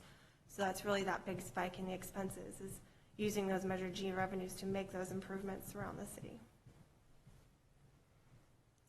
We also provide a brief snapshot of what the property taxes are as a revenue source to the city. So it shows that overall, even though your property taxes might be this much, and you might assume that this is all going to the city because it's your property, it's your parcel, it's on your city, so everything's going to just the city. It actually shows that really the city only gets 11 cents of every dollar that goes out for the property taxes. There are, of course, the other services that every resident uses, and they get their fair share of all that piece. But it really kind of shows in the snapshot what of their money that they're paying is going back to the city. And that's really, I mean, it's a quick snapshot of what we have going on. We are going to have printed copies of this available here at City Hall, and it's already available on the city website, and we will be applying for the GFOA award for this as well as the CAFR to keep our history of good, sound financial reporting going forward. All right. Thank you very much for the presentation. Are there any questions for staff from council members? Yeah. Just a quick comment. I just very impressed with this. I think you look at a 200-page document, and it's daunting enough for council members sometimes to wade through this and try and digest it. But for a member of the public who might justifiably want to know what's going on with finances in this community, I think it's a great entry point for someone to come in, and it's a good starting point. And I particularly like the requirement that we can condense this, that it has to have clarity so it can't be used to mislead. That's the beauty of it. So I think this is going to be a really useful tool. Thank you. Yes, Vice Mayor Moore. Thank you. I was just going to say it's just another example of staff going above and beyond. I think it's great. It's not required. It's a best practice, and it's informative for the citizens. Thank you. Yeah, thank you. And on the side, yes, Councilmember Lasso. Thank you. Yeah, it's a fantastic summary, and I think when you're looking for that elevator comment, and you want to get in the elevator and say, okay, you got about 6 seconds or 3 floors to say, what do you want to say about the city? And there's several things that you can easily pull out of here. So great job on doing this. I appreciate it. Yes, Councilmember Harvey. For me, the one that carries the budget around all the time, this is beautiful that I can actually keep it tucked in my purse or whatever so that I always have it with me, because the big budget thing is a little bit harder to carry. I love the CAFR, but this is even better because it's able to be handed out and shown and give to your neighbors. It's almost frightening. It's not frightening, it's good stuff. It's budgets. And it's good that some of us like them. That's excellent. So yes, thank you very much. It's great to have something comprehensive and clear to hand to constituents, so that's great. And since it is an action item, I'll see, are there any public comments? Yes, Mr. Barrett.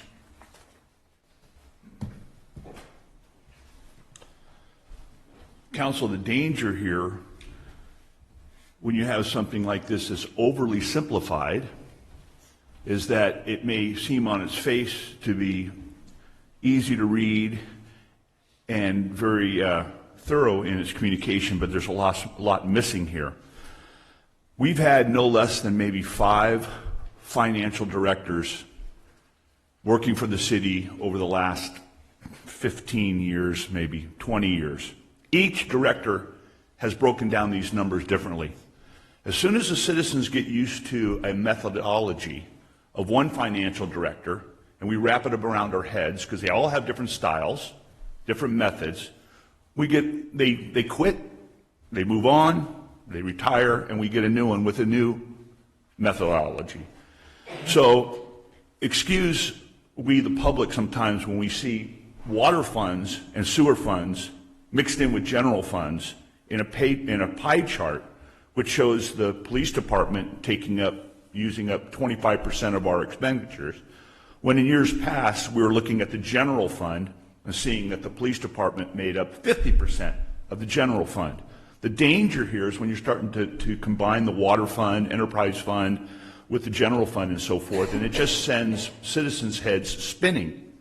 Now, it might be nice on a card for the elected officials to go around on the campaign trail and pull it out, but you know better. Many of you know the budget very, very well, especially you, Mrs. Harvey, and I would urge you to be careful of the dangers here in confusing the public on these different funds and these different revenue streams and the different expenses and how they are divvied in this report. All right, thank you for your comments. Anybody else on? Yes, Mr. Hancock.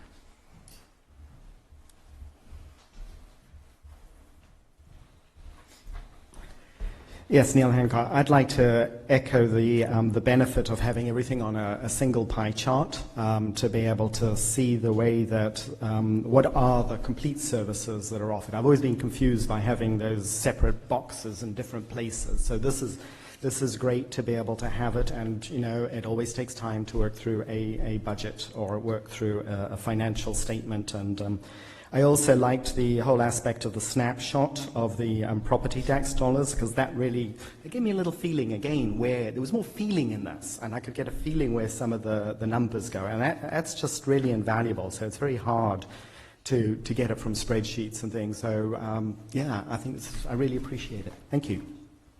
Thank you for your comments. Anybody else? Okay, seeing nobody else, I'll close public comment and bring it back to council. If there's no further comments, I'd be happy to move that we receive and file the fiscal year 2018-19 PAFR. Second. Okay, we have a motion and a second. All those in favor, please say aye. Aye. Aye. Any nays or abstentions? Okay, please show that's a 5-0 vote in favor. And we'll move on to agenda item 14, City Manager's Report. Take it away, Mr. Obey. Yeah. Thank you, Mayor, members of the council. So I just wanted to let everyone know that the Veranda Folletti Ranch buildings, that construction project is out to bid right now, and bids are scheduled to open at the end of the month with award or potentially award and issuance of notice to proceed in February. So coming back to the council mid-February for consideration of award. And then that's the schedule right now. So weather permitting, I believe this project is a 45-day construction schedule. So it would wrap up in the May-ish time frame if it starts. Depends on how long it takes them to get mobilized, and but we're looking at hopefully by early summer they're going to be done with the construction out there. And then staff also applied for. It's kind of interesting. So staff applied for and was awarded a $72,000 grant. It does require an $8,000 local match, but it's to prepare a local roads safety plan. And the plan will replace what was formerly known by Caltrans, who loves their crazy acronyms, Systematic Safety Analysis Report, or SAR, in case you guys are following old acronyms from Caltrans. So anyway, it's a new traffic safety type report, and what makes it relevant, besides the fact that it would be an analysis of local roads for safety type projects that we could then roll into future capital programs. It also is a requirement now to, under new guidelines, to be eligible for the Federal Highway Safety Improvement Program funds, HSIP funds. So anyway, I love acronyms. So, but you really didn't have to do that, did you? I don't think so. Yeah. All right, so just on some recreation news, on Saturday, February 22nd, we're hosting our 3rd annual Sweetheart Fairy Tale Dance in the Katati Room. It's an evening event, so 5:30 to 8 p.m. It's a family dance for children and their adult guardians. They can dress up and spend the night dancing, photos, playing games, crafts, and refreshments. Sign up early because space is limited. We also today started our free yoga class for older adults through Santa Rosa JC Older Adults Program. The class will be ongoing on Tuesdays from 1 to 2:30 p.m. in the Katati room. You can sign up through the JC or at the class. I guess you can show up at the class and just sign up when you're there. We're excited to continue our partnership to offer more no-cost programming to the community senior population. And this also builds on some other free programming, such as the Zumba Gold class that we also offer here through the JC and through a partnership with the JC. And so, just to spare everyone, that's all I have for tonight. But if anyone wants more details on rec programs, you can contact Ashley at 665-4222 or awilson@katalicity.org. That's it. Thank you. All right, thank you. And we'll move on to agenda item 15, City Council member reports. I'll start to my right, Councilmember Delasso. Far right. That would be me. The first thing is I had this lovely bulleted list that I was reading off of council accomplishments, and I quickly blinked and missed a critical one. I thank the fact that, you know, Angela was brought on board and John was brought on board, and so was Noah. And I apologize for skipping over that bulleted item, so my bad on that one. But you are just as important, just so you know. So yeah, a series of meetings back in December from Ag and Open Space where there was further discussion on the Vital Lands Initiative. That was on the 12th, and then on the 14th, I went to the Board of Supervisors meeting because that's where we were presenting the VLI, Vital Lands Initiative. So it's kind of like a general plan for Ag and Open Space for the next 20, 25 years. It was a very interesting meeting. I actually, I put my speaker card in, and I was called first, which was great. So it was more positive comments and there weren't really any negative comments, but I will say a couple of members from the ag community felt there needed to be more ag or attention given to ag than has been, which is true. And Ag and Open Space is actually going to hire I can't remember the title, but like an ag ambassador. And so they're moving forward on really, and they've had multiple meetings with the Farm Bureau and all the other ag advisory type groups that are out there. So there's definitely more attention being paid to ag, and that was perfect that those comments came out. I reiterated this earlier, but on the 21st of December, we had the 6th annual California Homemakers Association food drive right next door. And so that was a good event. I think it was just a hair under 100 homes that food was brought to their doors, literally. And the only other thing was the event on the 9th, that was this past week at Hop Monk, that was sponsored by the city of Sebastopol. It was actually, John was there. It was a very interesting event. Low-key, there weren't a ton of people there, 15 or 20 people. But it was just an interesting concept that I'll share with the mayor and the city manager later about what they decided to do. And I think it was because I think Sebastopol was supposed to host the last mayors and council members, but it was during the fires. And so this was sort of a makeup that they did. So anyway, and that's all I had. Okay. Councilmember Ivey. Kind of old news, but in mid-December, I attended a groundwater workshop that they had for all of the groundwater basins, which was the first time actually we had all gotten together. So there was some pretty interesting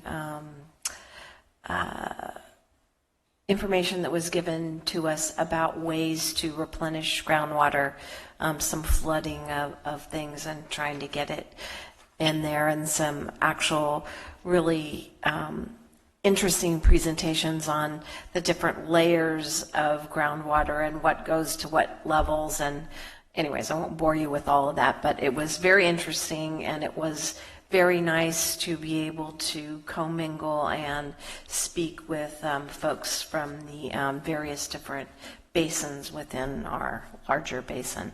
And then the next day we had our actual SIGMA meeting, and I don't have anything specific to report out of that, but it was definitely a 2-day groundwater feast. Mayor, Yes. I forgot one thing. Okay, let's go back to you. I won't do this again the rest of the year. That's a big lie. Sure. Also, through Ag and Open Space, the matching grant program, I believe the launch is happening this month. I don't know if City has gotten emails on this yet, but I had dates of January 31 and February 11 for workshops. So if you haven't seen an email come in, it should be coming in shortly. So, and that's that every other year cycle, like where the funds came for the Veranda Folletti Ranch. More to come on that. Thank you. Great, thank you. Vice Mayor Moore? No, just to elaborate a little bit more on the Sebastopol meeting, I think part of their goal was to help support some of the businesses as well that might have been affected by the fires. And then we have a REMIF meeting coming up at the end of January and a PARMA, Public Agency Risk Management Association meeting coming up in February. So we'll report out more on those after the meetings. Okay, great. Councilmember Landman. Yeah, just one thing to report out. It was time for a change in the leadership at SETR CPA. As you might remember, we do 2-year terms for chair and vice chair, and it alternates. 1 year it's a city representative, or one cycle of 2 years it's a city representative. The next time it's a supervisor. But we were in a bit of an unusual situation last year because Carol Russell from Cloverdale chose not to run for re-election, so we had an empty year. So I have been chair this year, but we had a great year. We finished up Highway 101. That was kind of like a 20-year project, so we were pretty thrilled about that. And I think there might be a few commuters that will probably agree, especially when Marin gets along in a few years with that. We managed to get the Regional Climate Protection Authority kind of in a position to be reimagined and allow it to become a much more effective tool in the future for helping fight the climate emergency. So I'm kind of excited about that. And lastly, we did begin setting up a really good base for letting SETA look forward to keeping Sonoma County a self-help county through a reauthorization of Measure M, because that's been pretty valuable to us. We'd like to stay in that competitive position. So I'm happy to report our new chair is Supervisor Susan Gorin, and our new vice chair representing the cities is Mayor Logan Harvey from Sonoma. Okay, thank you.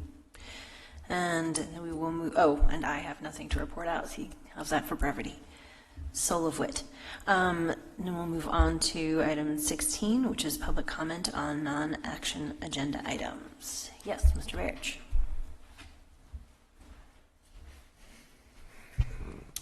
Tonight, Mayor, you brought up consent items for discussion, and you failed to recognize citizens in the room. I know that you have quite a job ahead of you this year, but I would count on the other council members to slow things down a little bit and help you if you should happen to miss anything. Mr. Deloso was very good about taking suggestions from his fellow council members. So you missed opening that up to the public.